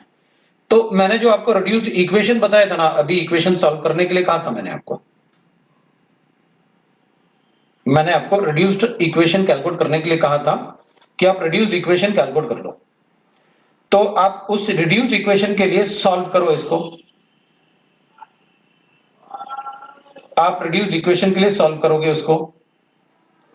तो जब आप रिड्यूस्ड इक्वेशन के लिए सॉल्व करोगे तो you will get the answer like this, मतलब आपको रिड्यूस्ड इक्वेशन मिलेगा। वो जो इक्वेशन बताया था ना मैं B7 की बात कर रहा हूं। तो रिड्यूस्ड इक्वेशन अपने पास आएगा that PR/3 minus 3/VR का स्क्वायर, ये आएगा अपने पास दैट इज 3VR minus 1। अब उस इक्वेशन के लिए मुझे लिखना पड़ेगा ना इसको 8RT, राइट ना, 8TR आएगा बस, या इसको अपन ऐसे भी लिख सकते हैं, 3 को भी हटा लेते हैं, PR इंटू 3/V स्क्वायर, और इसमें से फिर मैं 3VR माइनस ये हो जाएगा। तो ये मेरे पास रिड्यूस इक्वेशन आएगा। अब इस इक्वेशन में अपन को क्या करना है, वो बेंजीन वाले क्वेश्चन में अपन को पूछा है उसने रिड्यूस्ड प्रेशर कैलकुलेट करो भाई कितना आएगा, तो करेंगे ना, क्या प्रॉब्लम है उसमें, अपन को कोई प्रॉब्लम नहीं भाई, आपने प्रेशर ही तो कैलकुलेट करने के लिए कहा है। और अपन को क्वेश्चन में क्या क्या गिवन था, रिड्यूस्ड टेम्परेचर ये गिवन है, कितना है इज 0.7277, ये अपन को गिवन है, और वॉल्यूम 0.4 ये अपन को गिवन है। क्या पूछा अपन से, रिड्यूस्ड प्रेशर बता देंगे फॉर बेंजीन। पता क्या है, इस इक्वेशन का फायदा ये होता है, this equation is applicable for all gases irrespective of the nature of gas। Why it is so? इसमें A और B गिवन नहीं है ना, सब कैंसिल हो जाता है, इसलिए मैंने आपको ड्राइव करने के लिए छोड़ दिया था कि जब आपको पता चलेगा ना ड्राइव करके कि अच्छा सब कुछ कैंसिल हो रहा है, अच्छा ये तो बड़ा अच्छा इक्वेशन है, इसमें A और B होता ही नहीं, मतलब ये इक्वेशन रिड्यूस्ड इक्वेशन जो है वो नेचर ऑफ गैस पे डिपेंड नहीं करेगा, सभी गैसेस के लिए यही इक्वेशन होगा। irrespective of the nature, irrespective of their size and force of attraction. इसलिए मैंने उसको छोड़ दिया था। अब B4 का answer I got 21.55 but the answer is given to be 21.37 given है, तो उसका आंसर आ रहा है 21.55 लेकिन आंसर गिवन है 21.37। तो very good, you are a scientist, मतलब बड़ा अच्छा आंसर आ रहा अपना। तो अपन बोल देंगे भाई तुम्हारा आंसर गलत है। अरे ऐसे नहीं, इतना चलता है वो, मैं मतलब कोई प्रॉब्लम नहीं है उसमें, क्या प्रॉब्लम है भाई? हो सकता है उसने कैलकुलेटर से कैलकुलेट किया, आपने मैनुअली कैलकुलेट किया, या आपने कैलकुलेटर कैलकुलेट किया, उसने मैनुअली कैलकुलेट किया, उतने डिफरेंस से फर्क नहीं पड़ेगा, है ना? उतने डिफरेंस से अपन को फर्क नहीं पड़ेगा। वैसे भी वो रिड्यूस्ड इक्वेशन में ये अजीब से तो कैलकुलेशन होते हैं, इसलिए मैंने आपसे कहा था कि मोस्टली क्वेश्चन जो अपन से आएंगे वो कंसेप्चुअल आएंगे, है ना? इसलिए आप देखोगे तो इसमें न्यूमेरिकल क्वेश्चन ज्यादा अपन को गिवन भी नहीं है। भाई पार्ट 2 के क्वेश्चन की बात करनी है अपन को, तो पार्ट 2 में अपना अपना बता दो क्या क्या बताना है। A3 बताना, B8, B12, B15। A3 है, B8, 12 और 15 है। बाकी अगर आपको किसी को डाउट है तो बोलो। B12 लिखा हुआ है, B12 और 17 लिख लेता हूं, B2 3 भी बोल रहा है, 17 भी लिख दिया। अभी कोई डाउट है तो बोलो। B16 भी है। मतलब ऐसा नहीं करना कि अच्छा ठीक है सर, मतलब सब लोग पूछ रहे हैं तो हम भी पूछेंगे, मतलब जो जेन्युइन डाउट हो तुमने सॉल्व किया हो वही पूछना, नहीं तो ऐसे भाई हम भी पूछेंगे हम भी पूछेंगे, ठीक है? तो मतलब आप बाद में भी पूछोगे, आपने आइडियल गैस का पूछा ना पार्ट 1 में, मैंने आज बताया, कोई प्रॉब्लम नहीं है अपन को, ठीक है ना? इसलिए जेन्युइन डाउट पूछना, ऐसा नहीं भाई ठीक है सब पूछ रहे हैं इसलिए हम भी एक आध पूछ ही लेते हैं। B2, B3, B8, B2, B3, अरे यार बी में तो कुछ ज्यादा ही पूछ रहे हैं तुम लोग, चलो कोई बात नहीं पूछ लो, ठीक है? B2, B3, B8, B11 and 16। 11 वाला तो नहीं लिखा मैंने, चल लिख लेता हूं, सारे ही बता दूं क्या? A4 भी पूछा है, चल बता देता हूं, चलो अपन A4 भी देख लेंगे, ठीक है? हो गया, अब काफी है, पर मतलब 18 वाला नहीं लिखा था तो B18 भी लिख ही देता हूं। बी में तो इतने सारे क्वेश्चन है, 18 तक है। चल अब शुरू करते हैं अपन तो, है ना? वैसे भी अपन मतलब थोड़ा सा न्यूमेरिकल कम ही कर पा रहे हैं, क्योंकि ऑफलाइन होता है तो ज्यादा न्यूमेरिकल कर लेते हैं क्लास में, ठीक है? तो वरना डिक्टेट करने में क्या होता है ना, तुम लोग तो एक बार और, इसलिए ज्यादा डिक्टेट नहीं कर पाते, और फिर मुझे ही लिखना पड़ेगा क्वेश्चन, फिर मुझे ही सोल्यूशन लिखना पड़ेगा, डिक्टेट नहीं कर सकता ना। चलो अपन शुरू करते हैं, अपन से ए को शुरू करते हैं। पहले A1 पूछा है, फिर 3 4 A4 A3 4। देखो अब मैं पढ़ूंगा, consider a real gas placed in the container, ठीक है भाई कंसीडर किया। If the intermolecular attraction are supposed to disappear suddenly, which of the following would happen? मतलब अगर मेरे पास एक रियल गैस है और मैं चाहता हूं कि इसके इंटरमॉलिक्यूलर फोर्सेस खत्म हो जाए, भाई देख अगर गैस होगा तो कंप्रेस करूंगा तो अट्रैक्शन बढ़ेगा, फिर कम होगा, इस टाइप का होगा, इधर होगा तो अट्रैक्शन कम होगा, इस टाइप से होगा। मैं चाहता हूं एकदम से अट्रैक्शन कम हो जाए, खत्म हो जाए इंटरमॉलिक्यूलर फोर्सेस, तो क्या करें? हाई प्रेशर पे क्या करो, लिक्विफाई कर दो। तो जब ट्रांजिशन ऑफ फेज होगा तो एकदम से लिक्विड में खत्म कन्वर्ट हो गया, और लिक्विड में खत्म कन्वर्ट होगा तो सारे फोर्सेस खत्म हो गए, नो अट्रैक्शन नो रिपल्शन, एकदम से चेंज हो गए ना सारे। पहले गैस था तो कंप्रेस हो रहा था, तो अपन ऐसे कुछ करते हैं कि एकदम से लिक्विड में कन्वर्ट कर देते हैं, बहुत ज्यादा हाई प्रेशर अप्लाई करके। भाई आप एकदम से हाई प्रेशर अप्लाई करो तो जैसे ही लिक्विड गैस में कन्वर्ट हो गया, सारे फोर्सेस इंटरमॉलिक्यूलर फोर्सेस एकदम से चेंज हो गए, सडनली बोला ना उसने।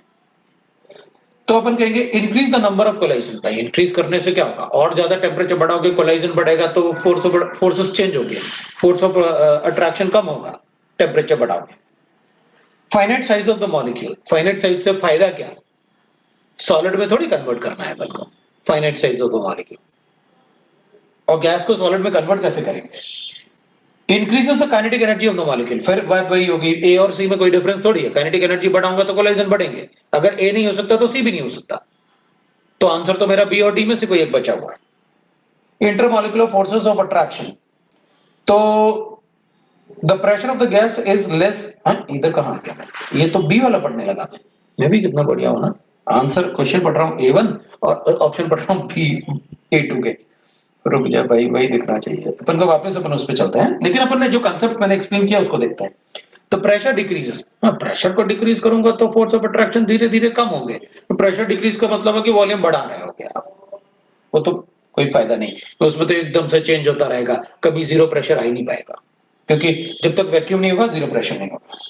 तो प्रेशर इंक्रीजेस, प्रेशर इंक्रीज करूंगा तो इतना प्रेशर इंक्रीज कर दूंगा कि सडनली वो लिक्विड में कन्वर्ट हो सकता है। हाँ, तो यहां पर कहेंगे प्रेशर इंक्रीज करके अपन लिक्विड में कन्वर्ट हो सकते हैं, ये अपना ऑप्शन अच्छा है, लेकिन मैं बाकी ऑप्शन भी पढ़ूंगा, क्योंकि मैं एकदम से फेज ट्रांजिशन चेंज करना चाहता था जिसमें फोर्सेस ऑफ अट्रैक्शन रिपल्शन की बात ही नहीं करूंगा। द प्रेशर रिमेन्स अनचेंज्ड, नहीं ऐसा नहीं होगा, प्रेशर रिमेन अनचेंज्ड कैसे, मतलब अगर इतना प्रेशर है, गैस है, तो अट्रैक्टिव या रिपल्सिव फोर्सेस तो होंगे, अगर ये कांस्टेंट है तो अट्रैक्ट, लेकिन सडन चेंज थोड़ी होगा, वो तो सडन चेंज की बात कर रहा है, आप कांस्टेंट का ऑप्शन दे रहे हैं तो गलत है, तो सी वाला तो बिल्कुल ही गलत है। द गैस कोलैप्स, अगर अपन कहेंगे गैस कोलैप्स हो जाए, कोलैप्स मतलब क्या, गैस फट से सॉलिड में चला जाए, मतलब खत्म, जीरो कर दें प्रेशर को, प्रेशर को जीरो कैसे कर पाएंगे अपन, तो प्रेशर गैस है तो अपन कंप्रेस से एक्सपैंड कर पाएंगे।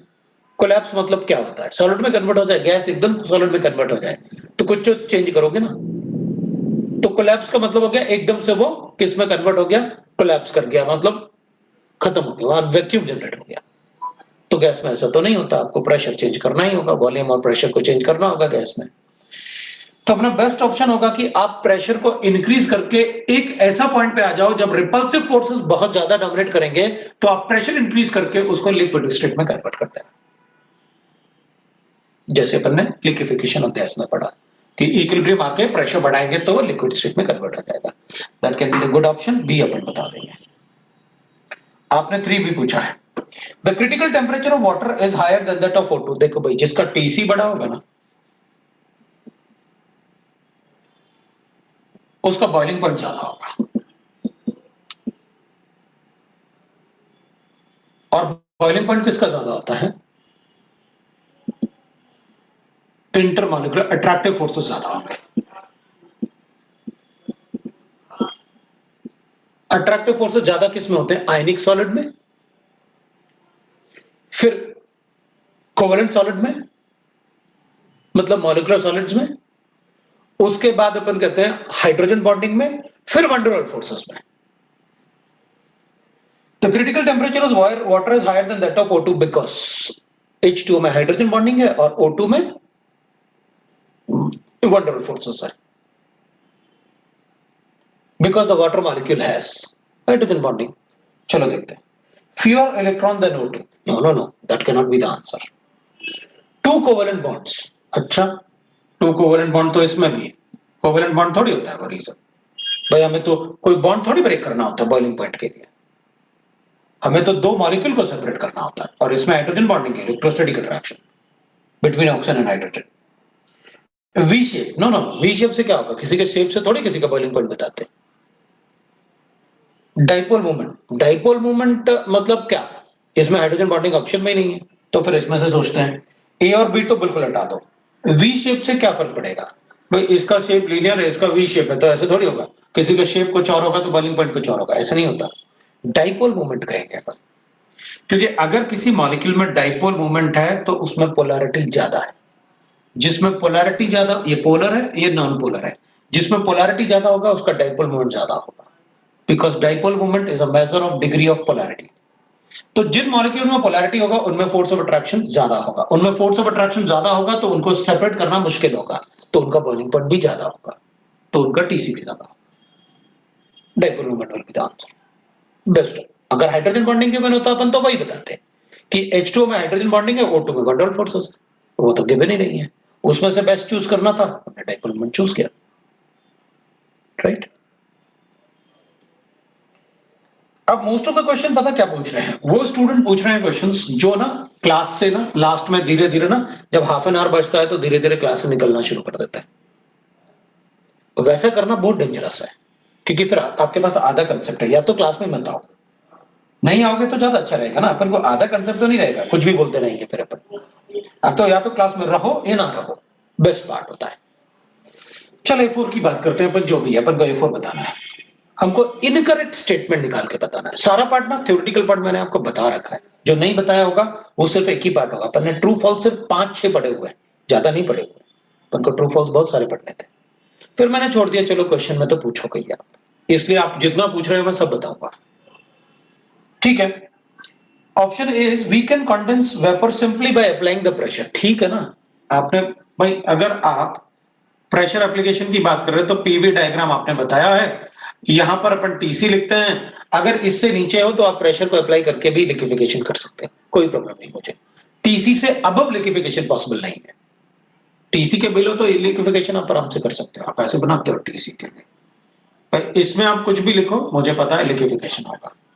सो सिर्फ अप्लाई करने से, प्रेशर अप्लाई करने से हो जाएगा लिक्विफिकेशन, हो जाएगा। बस टीसी से नीचे हो तो अपन अज्यूम कर लेते हैं कि हाँ ये तो यही बात कर रहा होगा, टीसी से नीचे है, क्योंकि आपने टीसी मेंशन नहीं किया।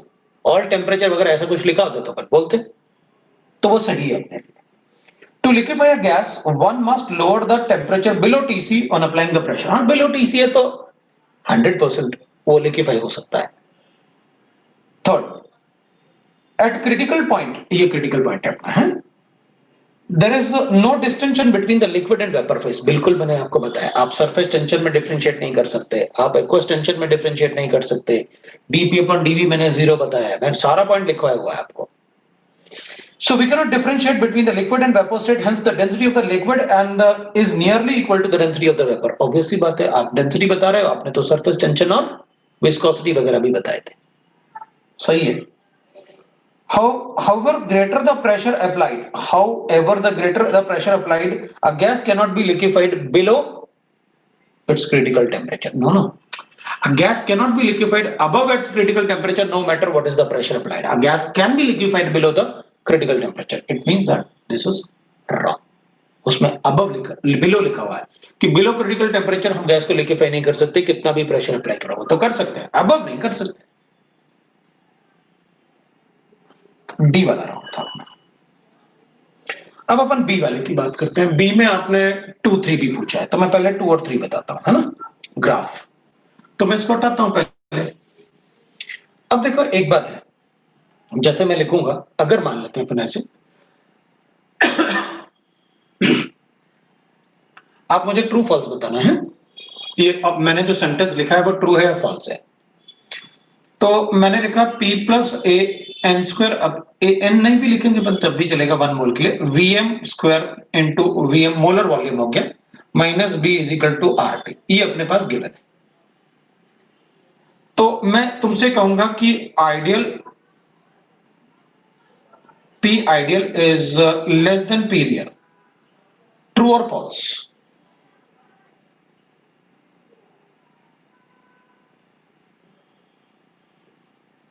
या मैं ऐसे लिख लेता हूं, real volume is always greater than ideal volume. Real volume is always greater than ideal volume. True होगा या फॉल्स होगा? फॉल्स। मैंने यहां पर लिखना है V ideal is equal to V real minus B, ये होता है। तो मैं लिखूंगा V ideal, V real is always greater than V ideal।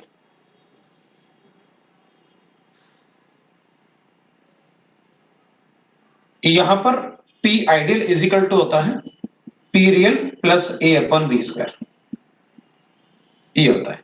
तो मैंने आपसे पूछा था कि P ideal is, आप जो भी पूछा यहां पर, मुझे मैं भूल गया वो क्या लिखा था मैंने ग्रेटर ऑल, उसमें मैं इससे ही बना लेता हूं अपना। तो P ideal is greater than P real, is it true? तो अपन कहेंगे नहीं, ऐसा बोल नहीं सकते, ये भी फॉल्स, ये भी फॉल्स, दोनों ही फॉल्स। तो अपन कहेंगे फॉल्स। अपन कहेंगे भाई फॉल्स कैसे, तो अपन कहेंगे देखो भाई, है ना भाई, आइडियल वॉल्यूम तो अपन ये बोलते थे ना, ideal volume at NTP is 20, NTP पे 22.4 है, मतलब इसमें भी चेंज हो सकते हैं रियल केस में।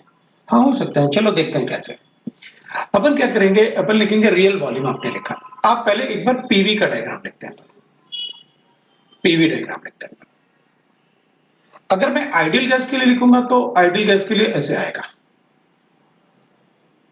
This is ideal gas. For ideal gas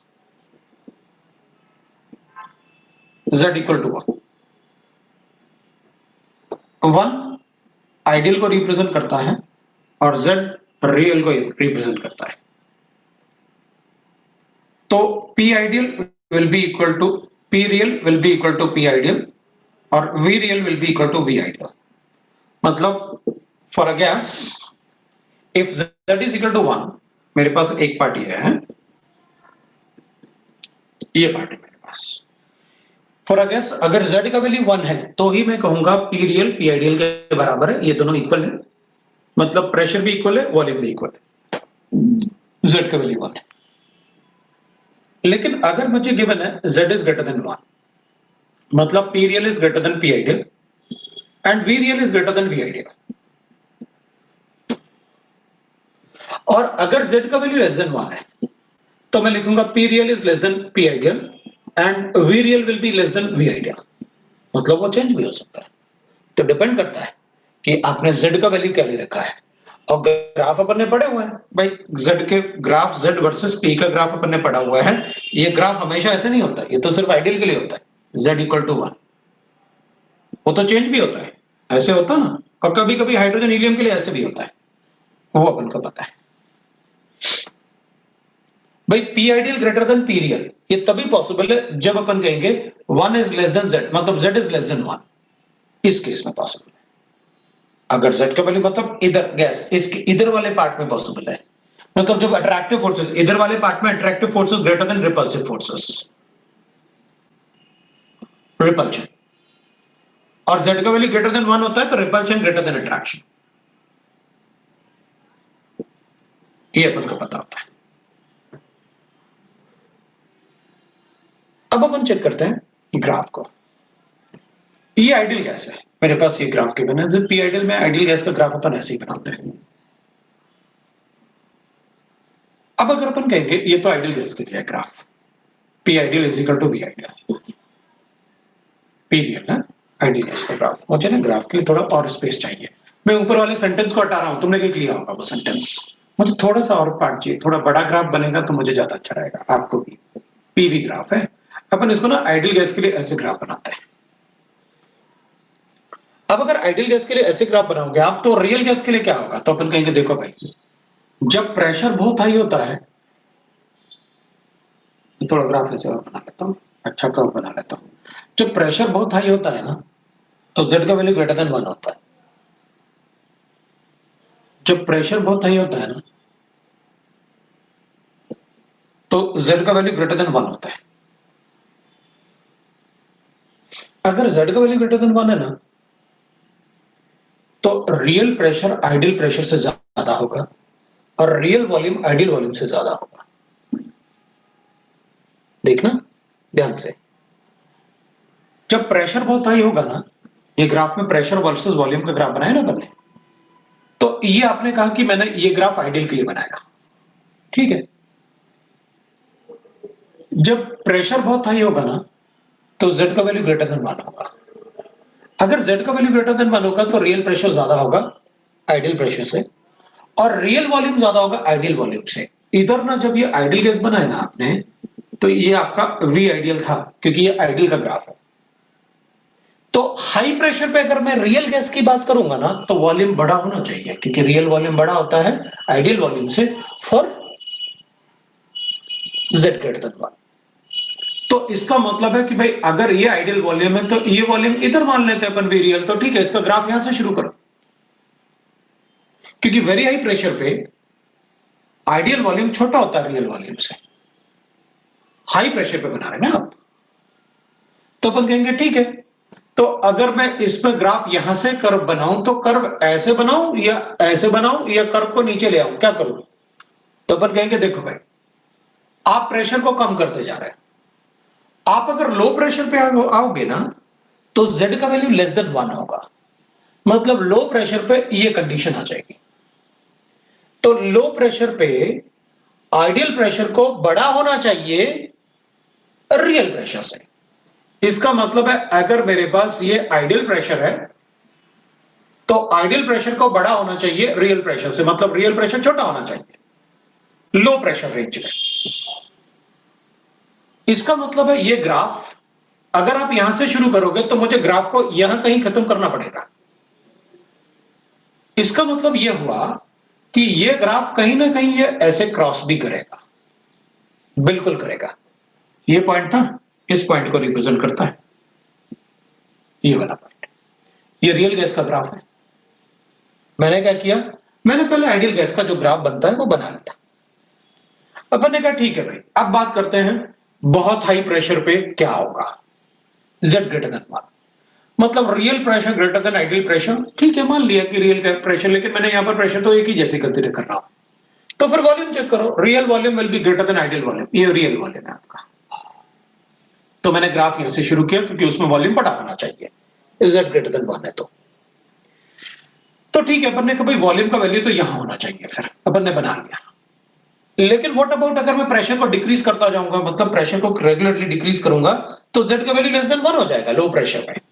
तो फिर लो प्रेशर पे मुझे Z का वैल्यू लेस देन 1 से ये बताना चाहिए कि भाई ये ग्राफ, ये तो आइडियल का ग्राफ था, ये रियल का ग्राफ है। तो अपन बताएंगे कि अगर मैं इधर वॉल्यूम सेम वॉल्यूम तक चेंज कर रहा हूं मैं, तो प्रेशर में क्या चेंज आएगा। तो अपन कहेंगे ideal pressure will be greater than real pressure. ये प्रेशर बड़ा है इस प्रेशर से, मतलब ये क्रॉस होगा जाएगा, ये इसको रिप्रेजेंट करता है। तो अपन कहेंगे ये for all gases, for all gases, क्योंकि सभी गैसेस के लिए आपने मुझे ऐसे बताया हुआ है। So for all gases this is applicable except hydrogen and helium at 273 kelvin. Why it is so, क्योंकि हाइड्रोजन और हीलियम का ग्राफ नीचे आते ही नहीं, मतलब ये वाला पॉइंट आएगा ही नहीं, ये वाला पॉइंट नहीं आएगा, इसका मतलब ये वाला पॉइंट आएगा ही नहीं। उसमें तो हमेशा Z ग्रेटर देन 1 ही होता है, मतलब real pressure always greater than ideal pressure, real volume always greater than ideal volume. मतलब हाइड्रोजन और हीलियम के लिए ऐसे बनाना पड़ेगा। पीवी जो ग्राफ बनाएंगे अपन, ये हाइड्रोजन हीलियम के लिए आइडियल हो गया, और हाइड्रोजन और हीलियम के लिए अपन ऐसे बना देंगे, दैट इज रियल, ऐसे बना देंगे। So will write that in सब में से, मतलब कौन सा ग्राफ आइडियल के लिए होगा, कौन सा ग्राफ रियल के लिए होगा, अपने पास ग्राफ गिवन है, आप अपने आप चेक कर लो। ये पार्ट जनरली अपन वो ट्रू फॉल्स में डिस्कस करते हैं, बट उस टाइम अपन ने डिस्कस नहीं किया था। मैंने सोचा चलो अपन को क्वेश्चन तो आएंगे ही आएंगे, नहीं आएंगे तो बाद में बताऊंगा। तो शीट में काफी अच्छे क्वेश्चंस गिवन होते हैं, अपन को पढ़ना चाहिए। और मैं एक्सरसाइज 2 को छोड़ूंगा नहीं, ध्यान रखना। एक्सरसाइज 2 आप सॉल्व करते रहना, मैं एक्सरसाइज 2 को छोड़ने वाला नहीं हूं, वो उसको सॉल्व करवाऊंगा 100%। उसके बगैर ना मुझे आएगा पढ़ाने में मजा, और ना तुमको मजा आएगा पढ़ने में। मजा तो एक्सरसाइज 2 में ही आता है, ठीक है ना। ये तो बस डायरेक्टली जो थ्योरी आप पढ़ाते हो उससे ही सॉल्व हो जाते हैं एक्सरसाइज 1 वाले, और एक्सरसाइज 3 वाले 2 में आता है मजा तो। ये था आपका B2। मैंने B2 को सारा एक्सप्लेन किया क्योंकि मैंने पहले एक्सप्लेन नहीं किया था। क्वेश्चन नंबर 3 की बात करते हैं पर ये आपको मैंने एक्सप्लेन कर दिया। If the temperature and volume are same, मतलब T और V को कांस्टेंट रखना चाहते हो, P के बारे में कुछ बोलना चाहते हैं। The pressure of the gas obeying van der Waal equation is smaller than that of ideal gas. तो वैन डर वाल इक्वेशन में तो अट्रैक्टिव फोर्सेस की बात होगी भाई। तो वैन डर वाल इक्वेशन में अपन ने क्या लिखा था, Z इज इक्वल टू, इसमें क्या लिखा आपने, P plus A upon V square. ये था आपका रियल प्रेशर, ये कहा था आपका अट्रैक्टिव। पता वैन डर वाल इक्वेशन जो होता है ना, वो सिर्फ अट्रैक्शन की बात करता है, उसमें कभी भी A का वैल्यू नेगेटिव नहीं आया। इसलिए हम वैन डर वाल इक्वेशन की बात करोगे, मैं सिर्फ अट्रैक्टिव फोर्सेस की बात करूंगा, रिपल्सिव की बात ही नहीं करूंगा, क्योंकि उस इक्वेशन में कभी भी A का वैल्यू मैंने नेगेटिव पढ़ा ही नहीं, ना पढ़ाया आपको।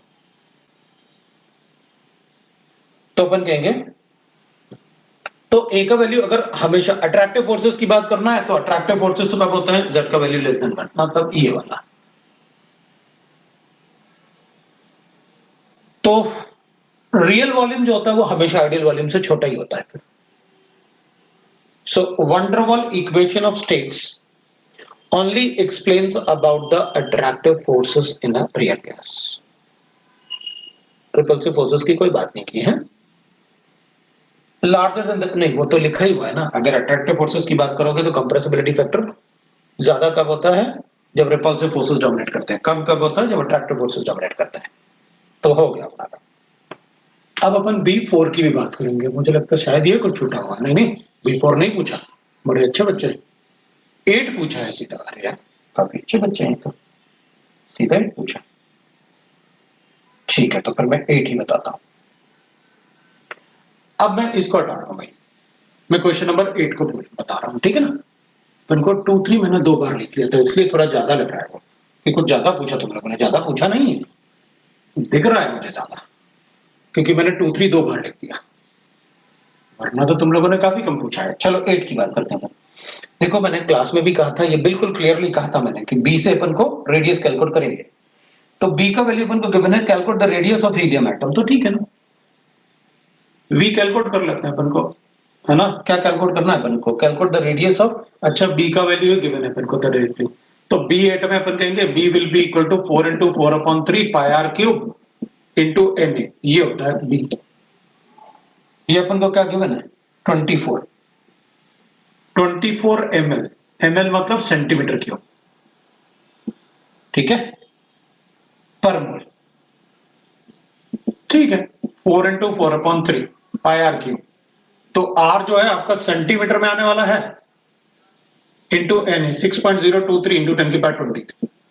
लो भाई लिखते हैं, क्या करना है अपन को, 24 है तो कुछ कैंसिल कर देंगे बाद में अपन, है ना। ये 16 हो जाएगा, तो 24/16 multiply by 3 divide by pi, और क्या multiply by 1 by Avogadro number ना, 1 by Avogadro number is 1.67 into 1 by Avogadro number ना 24 आ जाएगा। लो भाई ये अपन वो करते हैं ना, 1 AMU is equal to 1 by Avogadro number, उससे मैंने ऐसे कर दिया, इजिकल टू आ गया अपने पास आर क्यूब। अब क्या करें, सॉल्व करते हैं, और क्या 3.14 है, मल्टीप्लीकेशन है, 4 से कैंसिल करते हैं, तो 16 8 से कैंसिल कर लेते हैं, तो 3/2 आ जाएगा। 3/2 का मतलब हो गया 9/628 ना, into 1.67 into 10⁻24 equal to R cube. इसका क्यूब रूट लेना पड़ेगा अपन को, तो आप लेके सॉल्व कर लेना, सेंटीमीटर क्यूब में आएगा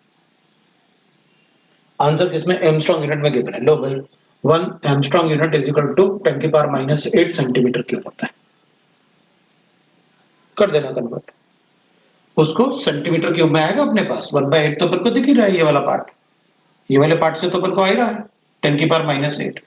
ये वाला क्यूबिक रख रहे हैं अपन को, 9 into 1.67 डिवाइडेड बाय 6 पॉइंट, इसका क्यूब रूट ले लेते हैं, इज इक्वल टू आर। इसको सॉल्व करते हैं, आंसर बता देते हैं, अपना आंसर आ गया एमस्ट्रॉन्ग यूनिट में। इसको हटा देंगे तो ये आर अपने पास आ गया किसमें, सेंटीमीटर क्यूब में, तो एमस्ट्रॉन्ग यूनिट में, तो इस वाले पार्ट को ले लेंगे और एमस्ट्रॉन्ग यूनिट इसको हटा देंगे, क्योंकि एमस्ट्रॉन्ग यूनिट में कन्वर्ट कर रहे हैं, वो आपको आता है। B9 पूछा क्या, नहीं पूछा, 11 और 12 पूछा आपने, तो मैं 11 और 12 की बात कर लेता हूँ। The correct order of normal boiling point, जिसका ए का वैल्यू ज्यादा होगा उसका टीसी ज्यादा होगा, टीसी ज्यादा होगा तो बॉइलिंग पॉइंट ज्यादा होगा। थोड़ी देर पहले बताया तो मैंने, टीसी इज इक्वल टू क्या होता है, 8A/27 आरपी। मैंने आपको क्लास में भी बताया, जिसका ए का वैल्यू ज्यादा हो, boiling point is directly proportional to value of A.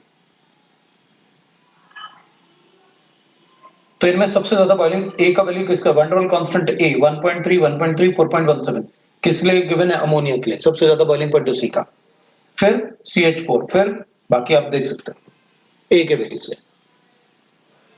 B12 a gas obeys equation PV minus B parameter the slope of the graph is। भाई ये तो बड़ा ही मतलब बेकार क्वेश्चन पूछा जिसने भी पूछा, ये क्या गड़बड़ कर दिया मैंने, कोई ना कोई क्वेश्चन तो छूट गया अपना। 17 16 11 12 भी था, मैं 12 तो बता ही रहा हूं।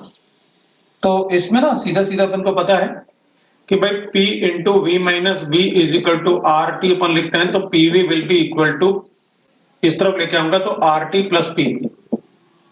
तो अपन क्या लिखते हैं इसको, क्या पूछा इसने अपन से, V माइनस बी ना, पैरामीटर B इज कांस्टेंट, अच्छा B को कांस्टेंट लिखा हुआ है। The slope of an isochore is, isochore मतलब कांस्टेंट वॉल्यूम, तो स्लोप पूछा है अपन से, तो इसी में बता देता हूं मैं तो स्लोप। लो भाई हो गया स्लोप अपने लिए इसी इक्वेशन में, तो P is equal to RT upon V minus B कर लेता हूं, है ना। तो अपन ऐसे बता देते हैं v माइनस बी और प्लस 1 कांस्टेंट ले लेते हैं c का वैल्यू। तो y equal to M X plus C बताना है अपन को। तो p और t में ग्राफ बना देंगे तो r का वैल्यू स्लोप हो जाएगा अपने लिए। हो गया क्वेश्चन। या तो ये बता सकते थे अपन, या फिर ये बता सकते थे अपन कि pv minus pb is equal to rt। So अपन लिखते हैं pv will be equal to that is rt plus pb। तो अपन लिखते हैं इसमें that is equal to pv था अपने पास ये, तो अपन क्या लिखेंगे इसमें pv, तो p will be equal to pv का ग्राफ बनाओगे तो y equal to c plus M X. So y equal to c plus M X में मतलब pv वर्सेस अपन किसका ग्राफ बनाते हैं, p का ग्राफ बनाते हैं। तो pv वर्सेस p का ग्राफ बनाएंगे तो स्लोप तो फिर इसमें कांस्टेंट हो जाता है ना c। तो उसमें अपन कहेंगे c तो कांस्टेंट है, स्लोप अपने पास ये है। ये वाला पार्ट तो अपन को गिवन नहीं था कि वैल्यू ऑफ p के बराबर p गिवन है, बिल्कुल नहीं गिवन है। वो नेगेटिव पॉजिटिव ऐसे पूछा था तो बता दिया अपन ने, ये तो गिवन था ना उसी इक्वेशन से। पे इतना मैथ्स तो अपन सबको आता है, स्ट्रेट लाइन का फॉर्मूला। फिर उसके बाद आपने पूछा था दैट इज क्वेश्चन नंबर 16 17 पूछा है। ठीक है भाई, अपन 16 की बात करते हैं। 16 17 18 पूछा है। 16 में मुझे गिवन है what is the compressibility factor z। अपन को z लिखना है। फॉर नंबर ऑफ मोल 0.02 हो गया, वो लिखने की जरूरत नहीं, n लिखा हुआ है तो मोल्स है। So moles of van der Waals constant gas at a pressure of 0.1 atmosphere, P मुझे 0.1 atmosphere given है। और assume that the size of molecule is negligible, मतलब B is negligible, ठीक है। And RT is given to me, so मुझे AB given है that is 1000 atmosphere liter और RT मुझे given है that is 20। तो ठीक है, तो P plus A upon V square में इंटू V माइनस B लिखा है इजिकल टू RT होता है। वो कर रहा है कि ये नेग्लिजिबल है, B is neglected। तो P plus A upon V square into V is equal to RT, B is neglected तो मल्टीप्लाई कर लेते हैं। तो PV plus A upon V is equal to RT। तो कैलकुलेट कर लेते हैं, क्या कैलकुलेट करना है अपन को, Z कैलकुलेट करना है। तो अपन क्या करेंगे, Z इज इक्वल टू होता है, ये लिखा तो था अपने पास, अपन इसको क्यों ऐसे करें, अपन को लिखा तो ऐसे। तो Z कैलकुलेट करना है तो अपन क्या करते हैं, PV will be equal to, मैं इसको लिख लेता हूं A upon V plus A upon V is equal to RT कर देता हूं। तो इसको लिख लेता हूं मैं PV will be equal to RT minus A upon V कर लेता हूं, RT से डिवाइड कर देता हूं। तो PV upon RT is equal to 1 minus A upon RTV। तो ठीक है ना, Z will be equal to 1 minus A upon RTV। सब कुछ तो गिवन है, बचा क्या अपने पास, RT गिवन है, A गिवन है और प्रेशर गिवन है। वॉल्यूम गिवन नहीं है अपने पास, वॉल्यूम गिवन नहीं है, तो वॉल्यूम अपन को गिवन नहीं है और रिजल्ट बताना है। तो ठीक है, कोई बात नहीं, मैं वॉल्यूम कैलकुलेट कर लूंगा क्योंकि वॉल्यूम ऑफ द कंटेनर तो थोड़ी चेंज होता है, वो तो अपन कैलकुलेट कर लेंगे।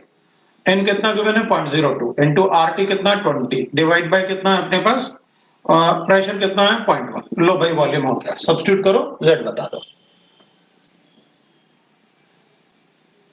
B15 भी था, B15 में मुझे नहीं लगता ज्यादा कुछ था इसलिए मैंने उसको बताया। On heating vapours of selenium to S2 vapours of, एक मिनट है क्या था, on heating vapours of sulphur decompose to S2।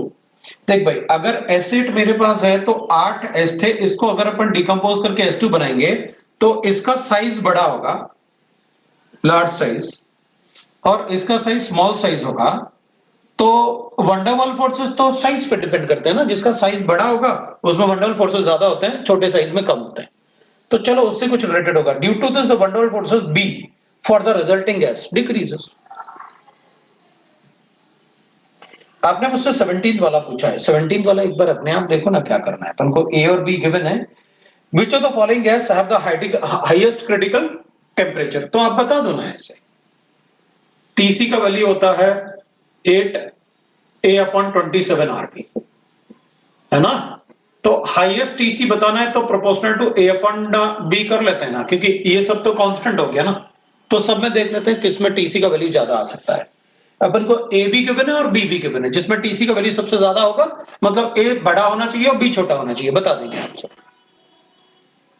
तो आपके पास A और B दोनों गिवन है, बता दो ना इससे रेशियो। क्या प्रॉब्लम है बताओ। वन वे ऑफ राइटिंग, ये तो वेरियल इक्वेशन की बात कर रहा है, मैंने कोई क्लास में आपको बता रखा है और इसी को बता रखा है सारा अच्छे से। अपन से पूछा क्या है इसने, A B in terms of A and B, तो सेकंड वेरियल कोफिशिएंट पूछ रहा है वो।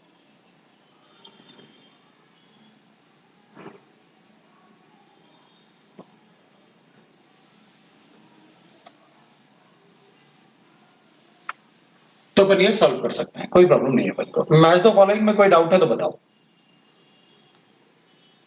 मैच द फॉलोइंग में कोई डाउट है तो बताओ।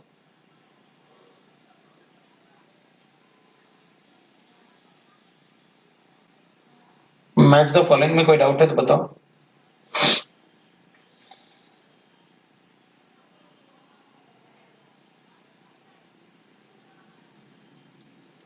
क्वेश्चन नंबर 1 एंड 2 दोनों, पार्ट 3 का 1 एंड 2 दोनों बता दो। अरे भगवान, अब कुछ अपने आप सॉल्व नहीं करोगे? अच्छा, 1 और 2 दोनों ही बता दो।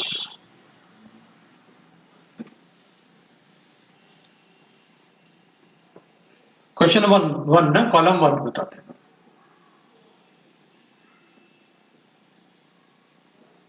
कॉलम 1 की बात करते हैं। H2 गैस एट एनटीपी है, तो H2 गैस को अगर एनटीपी पे लिखेंगे अपन, ए ऑप्शन अपन बता रहे हैं, H2 गैस एट एनटीपी, ठीक है, हाइड्रोजन गैस एट एनटीपी। तो अपन से लिखेंगे भाई इसमें ना volume is molar volume equal to 22.4। तो H2 गैस एट एनटीपी और अपन को गिवन है molar volume is equal to 22.4, volume occupied by 1 mole of a gas is 22.4, molar volume greater than 22.4। ऊपर क्या लिखा हुआ है, सिर्फ मैच द फॉलोइंग। इसमें तो z का वैल्यू 1 होगा, देन ओनली इट इज 22.4। अगर z का वैल्यू ग्रेटर देन 1 है तो v real is greater than v ideal, और z का वैल्यू लेस देन 1 है तो v real is less than v ideal. v ideal is 22.4। तो अगर आप रियल गैस की बात कर रहे हो तब तो ऑप्शन पी नहीं होगा, ऑप्शन क्यू होगा। तो एट एनटीपी ना, नॉर्मल टेम्परेचर, तो अपन ने कहा एनटीपी मतलब नॉर्मल टेम्परेचर, नॉर्मल टेम्परेचर मतलब 25 डिग्री सेंटीग्रेड। अपन ने कहा था एसटीपी पे, एसटीपी मतलब होता है 0 डिग्री सेंटीग्रेड। तो एसटीपी पे जो ग्राफ बनाया था अपन ने वो ऐसे बनाया था, अगर टेम्परेचर बढ़ेगा तो जेड का वैल्यू बढ़ेगा। सो वैल्यू ऑफ जेड 273 या उससे अबव हमेशा जेड का वैल्यू ग्रेटर देन 1 होगा हाइड्रोजन हीलियम के लिए, greater than 22.4, because Z will be greater than 1, मतलब volume, real volume will be greater than ideal volume. Ideal volume कितना होता है 22.4, तो उससे बड़ा ही होगा। तो आंसर विल बी क्यू, इसमें क्यू आंसर होगा, तो पी नहीं हो सकता। More compressible with respect to ideal gas, compressible ज्यादा होता है जब जेड का वैल्यू कम होता है, मोर कंप्रेसिबल।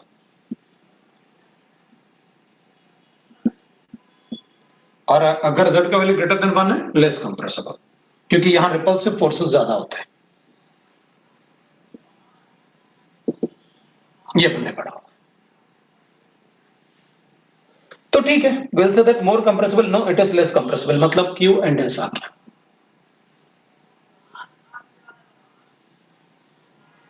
बी को देखते हैं।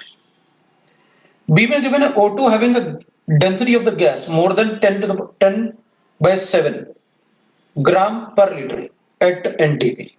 ओके, सो बी में अपन को गिवन है डेंसिटी इज इक्वल टू होता है मास अपॉन वॉल्यूम।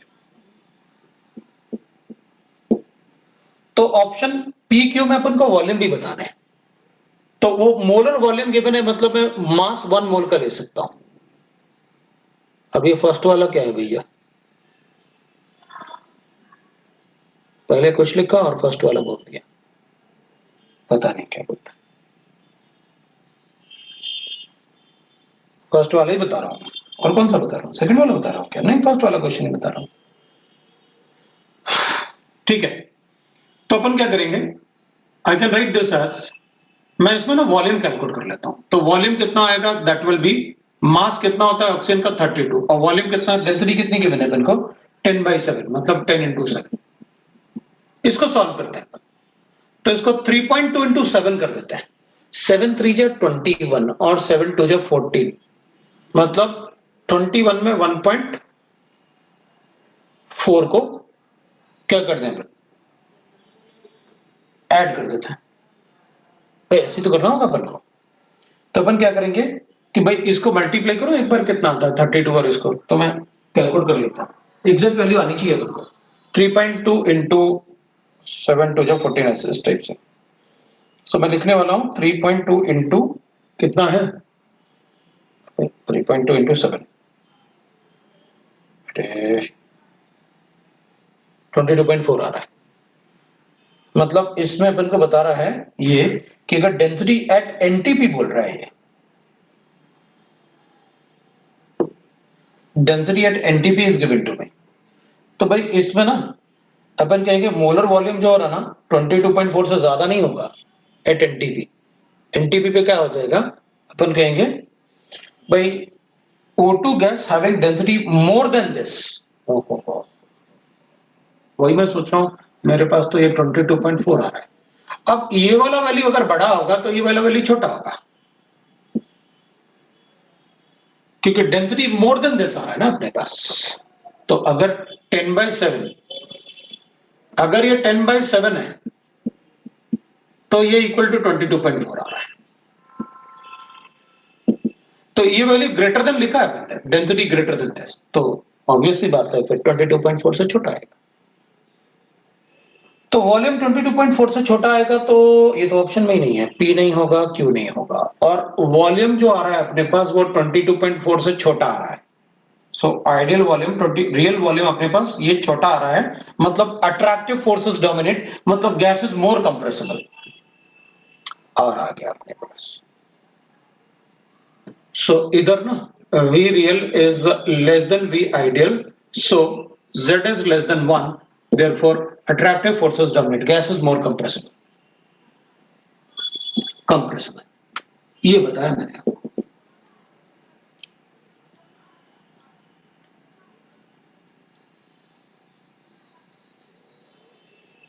तो अब SO2 वाला मैं नहीं बताऊंगा, SO2 वाला आप अपने आप करोगे, क्योंकि B वाला और C वाला एक जैसे ही है ना, उसमें भी डेंसिटी गिवन है मोर देन दिस 20/7, वो आप अपने आप करोगे, वो मैं नहीं बताऊंगा। जो कंसेप्ट यहां बताया वो कंसेप्ट वहां कर लो आप।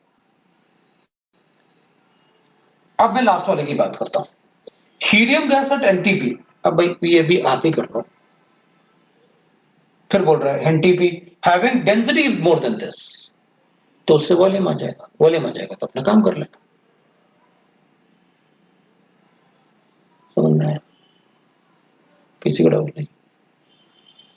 तो बी वाला हो जाएगा, तो आपसे सी और डी बिल्कुल एग्जैक्टली सेम है, आप अपने आप कर लो उनको। अब मैं क्वेश्चन नंबर 2 की बात करता हूं। अब क्वेश्चन नंबर 2 में अपन कहेंगे, मैच द फॉलोइंग के क्वेश्चन नंबर 2 में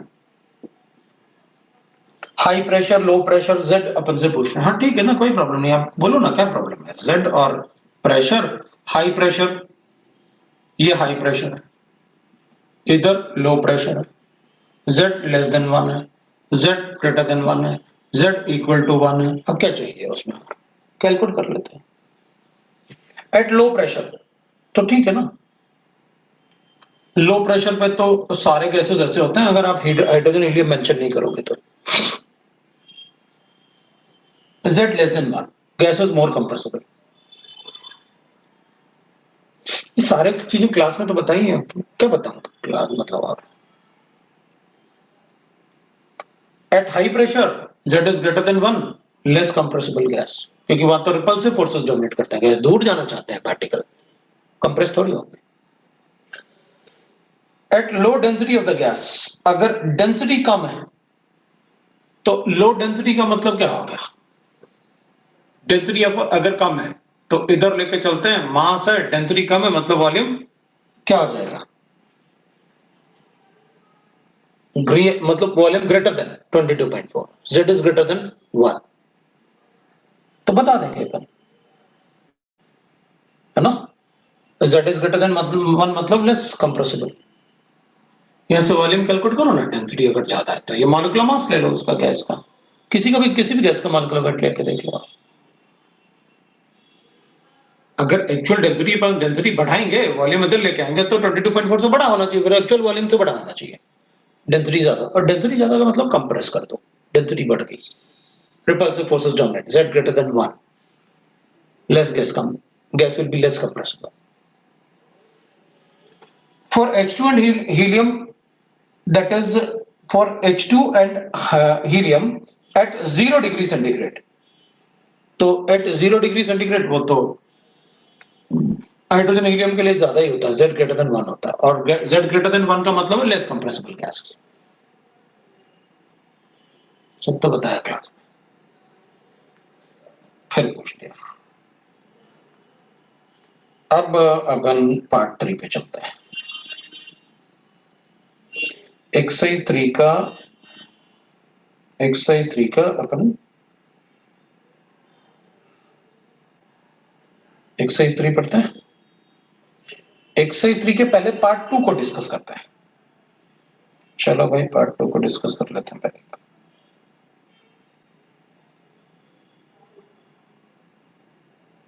मेंस वाला एक्सरसाइज 3 के पार्ट 2 को, मतलब JEE Main offline problems discuss करने हैं अपन को। अब at low pressure why option is Q, option Q क्या था, लो प्रेशर पर z लेस देन 1 होता है, तो अट्रैक्टिव फोर्सेस ज्यादा होंगे, repulsive forces low pressure P Q, अब जो भी लिखा हो z लेस देन 1 होगा, लो प्रेशर रेंज में सभी गैसेस के लिए ऐसे होता है। क्वेश्चन नंबर 8 मेंस वाले में। अब क्वेश्चन नंबर 8, अभी क्वेश्चन नंबर 8 है कहां, ऑनलाइन वाले में पूछे ऑफलाइन वाले में पूछ रहे, मैंने ऑनलाइन में तो, ऑफलाइन में तो है ही नहीं, ऑनलाइन में ही है मेरे पास। Kp is not equal to Kc, ये क्यों पूछा भाई इधर, ये कौन सा आ गया, इक्विलिब्रियम को देख रहा हूं मैं, नहीं गैसियस स्टेट लिखा है। Kp not equal to Kc में क्या करना, delta N G should not be, Kp is equal to होता है Kc into R T to the power of delta N G, कुछ भी दे देना यार नंबर बढ़ाने के लिए। तो अपन कहेंगे ठीक है, ये दोनों इक्वल नहीं होना चाहिए, मतलब delta N G should not be equal to 0। अगर डेल्टा एन जी इक्वल 0 नहीं होगा तो मतलब Kp will not be equal to Kc। हो गया ऑफलाइन का क्वेश्चन 2 मेंस में, ठीक है। ऑफलाइन का question 2 in the Mains part. Question number 2 में ना, we are given the AB are the van der Waal constant for the gases. Chlorine is more easily liquefied than ethane, मतलब ये Cl2 is more easily liquefied than ethane, C2H6। इसका मतलब है value of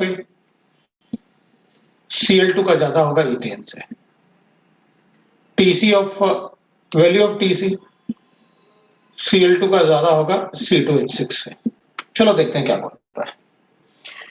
ए और B की बात करनी है अपन को, तो ठीक है ए और बी से अपन चेक कर लेते हैं। तो टीसी भी अपन को पता है ना, तो TC will be equal to क्या होता है वो अपन को पता है।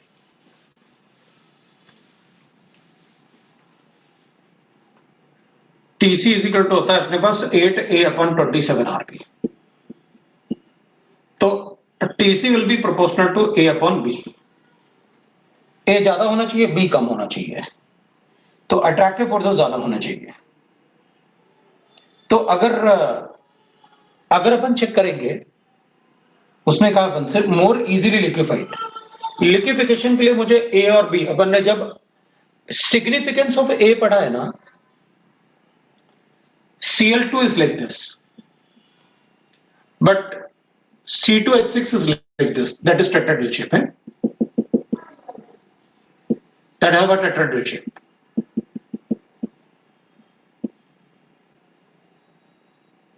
दोनों में आप साइज कंपेयर कर सकते हो किसका बड़ा होगा।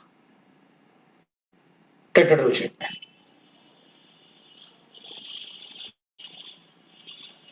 साइज अगर चेक करेंगे तो इसका बड़ा होगा, लेकिन अगर उसने लिखा हुआ है कि किसको इजीली लिक्विफाई कर सकते हैं तो वो 100% ए का वैल्यू ज्यादा होगा इससे। तो ए का वैल्यू ज्यादा होना चाहिए, बी का वैल्यू कम होगा तो वो इजीली लिक्विफाई हो जाएगा, क्योंकि इजीली लिक्विफाइबल गैसेस ना, जिसका टीसी ज्यादा होता है वो ease of liquefaction, liquefaction is directly proportional to TC. मतलब ए बड़ा होना चाहिए और बी छोटा होना चाहिए। तो अगर इजीली लिक्विफाई है तो ए इसका बड़ा होगा इससे, और बी इसका बड़ा होगा इससे, तो इजीली लिक्विफाई हो जाएगा। That's all, ease of liquefaction of gases हो जाएगा।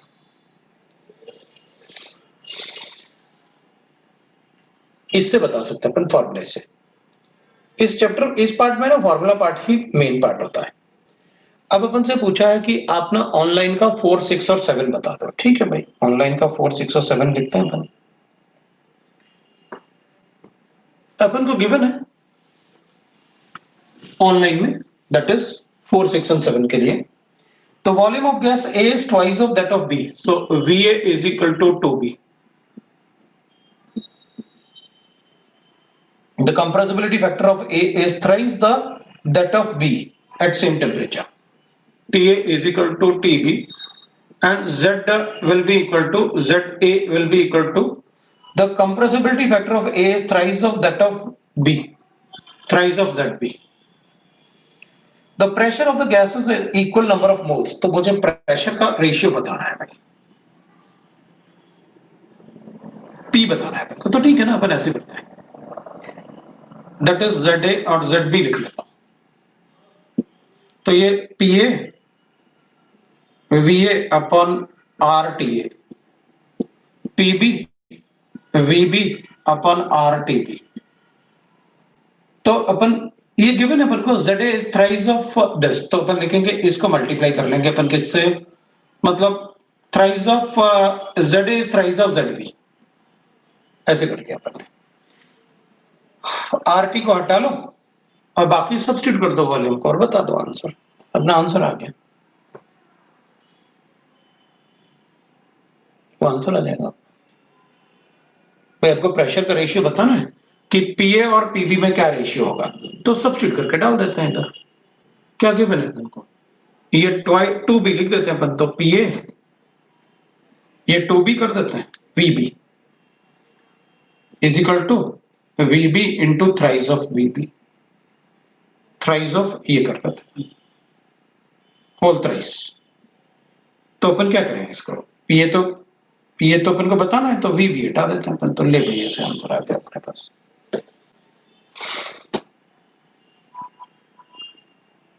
सिक्स वाले क्वेश्चन में अपन को गिवन है, भाई थोड़ा अपने आप से दिमाग तो लगाओ यार, आएगा आंसर क्वेश्चन अपने पास।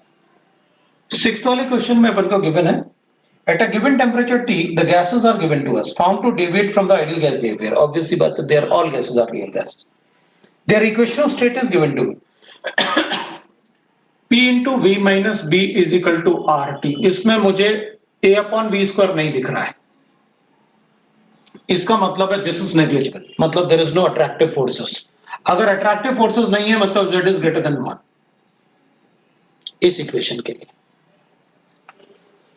At T, hence B is the van der Waals constant which the gas exhibits the steep increase in the compressibility factor। हाँ, तो steep increase मतलब ये वाला पार्ट बोल रहा है वो, इसके लिए Z ग्रेटर देन 1। ठीक है, तो अब अपन को बताना है कि here B is the van der Waals constant, their equation is like this। ठीक है, तो इसमें constant exhibit the steep increase in the plot of Z versus P। तो कौन सा गैस होगा वो, deviate from the ideal gas behaviour. हाँ, तो गैस में अट्रैक्टिव फोर्सेस भी होना चाहिए और रिपल्सिव फोर्सेस होना चाहिए।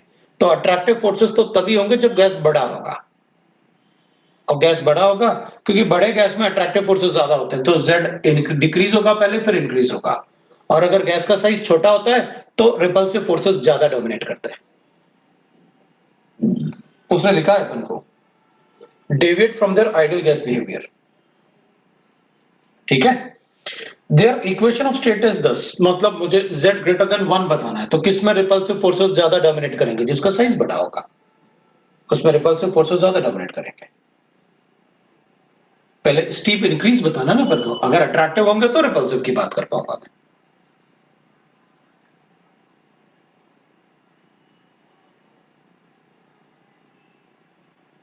फिर मुझे बताना है सेवेंथ वाला मैं डिस्कस नहीं करने वाला। मुझे फॉलोइंग गिवन है और इसमें पूछा अपन से ए और बी दोनों ही वंडरवॉल कांस्टेंट है, विच स्टेटमेंट इज करेक्ट। ए और बी दोनों गिवन है तो मुझे क्या बताना उसमें, बताओ। चलो ये ऑप्शन पढ़ता हूं। सी विल ऑक्यूपाई मोर वॉल्यूम। अच्छा, बी का साइज बड़ा है क्या सी का? ठीक है, ए और सी में वॉल्यूम बड़ा है, मोर वॉल्यूम देन ए। अपन को करेक्ट स्टेटमेंट बताना है। C will occupy more volume than A, ठीक है। दोनों में बी का साइज बड़ा है, gas size molecule is same. B will have more compressible than D, सही है। पहले वाला ऑप्शन सही आ रहा है, देखते हैं। देख, gas C occupy more volume than A, occupy more volume than ए,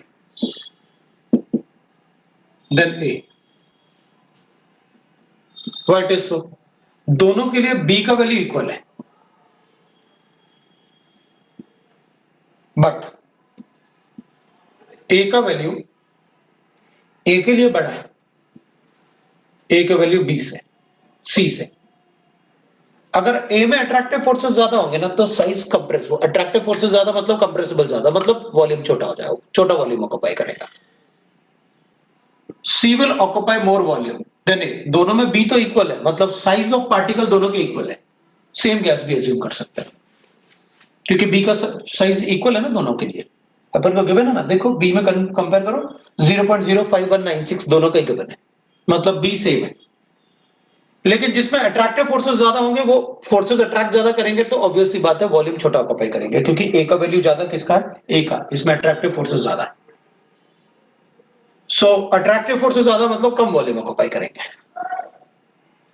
और फिर गिवन अपन को B will be more compressible than D, तो कंप्रेसिबिलिटी के लिए तो अपन क्या करेंगे, जेड की बात करेंगे। मोर कंप्रेसिबल मतलब जेड छोटा होना चाहिए, तो मोर कंप्रेसिबल के लिए अपन क्या करेंगे, that is B will be more compressible than that is gas D. तो जेड का वैल्यू कैलकुलेट करूंगा मैं कंप्रेसिबिलिटी के लिए। मोर कंप्रेसिबल मतलब 1 minus A upon R T भी करूंगा। तो मोर कंप्रेसिबिलिटी के लिए मुझे क्या चाहिए, ए का वैल्यू छोटा चाहिए। ए का वैल्यू छोटा किसका है, ए का वैल्यू तो दोनों का सेम है। तो फिर क्या चेक करूंगा, बी चेक करूंगा। बी चेक करूंगा तो अपन कहेंगे दोनों में से, डी और बी में से, तो ज्यादा कंप्रेसिबल कौन होगा, जिसमें बी का वैल्यू। अब अपन इसको ना इससे, क्योंकि इससे तो अपन कैलकुलेट नहीं कर पा रहे हैं, दोनों ए का वैल्यू सेम है, तो अपन इससे तो कैलकुलेट कर लेते हैं ना। 3b, बी के बिना ना अपन को, जिसमें बी का वैल्यू बड़ा होगा उसके लिए ये वैल्यू छोटा होगा, मतलब z बड़ा होगा। तो अपन क्या करेंगे, b का वैल्यू ना छोटा होना चाहिए, तो ये वैल्यू बड़ा होगा। अगर b का वैल्यू छोटा होगा मतलब v छोटा होगा, v छोटा होने का मतलब है ये वैल्यू बड़ा होगा, ये वैल्यू बड़ा होगा तो z का वैल्यू कम होगा, और z का वैल्यू कम होगा तो अट्रैक्टिव फोर्सेस ज्यादा होंगे, और अट्रैक्टिव फोर्सेस ज्यादा होंगे, जितना ज्यादा z का वैल्यू कम होगा उतना ज्यादा कंप्रेसिबल होती है गैस। हो गया सारा का सारा, मतलब फॉर्मूला पर बेस्ड है, कर लिया सर। ए वाला ही ऑप्शन हो गया, एट्थ वाला मैंने आपको बता दिया। सो that is for the real gas part. अब आप इसका एक्सरसाइज 2 भी सॉल्व करोगे और आइडियल गैस का भी एक्सरसाइज 2 सॉल्व करोगे, दोनों ही सॉल्व करने हैं। इसका भी एक्सरसाइज 2 सॉल्व करोगे और आइडियल गैस का भी एक्सरसाइज 2 सॉल्व करोगे।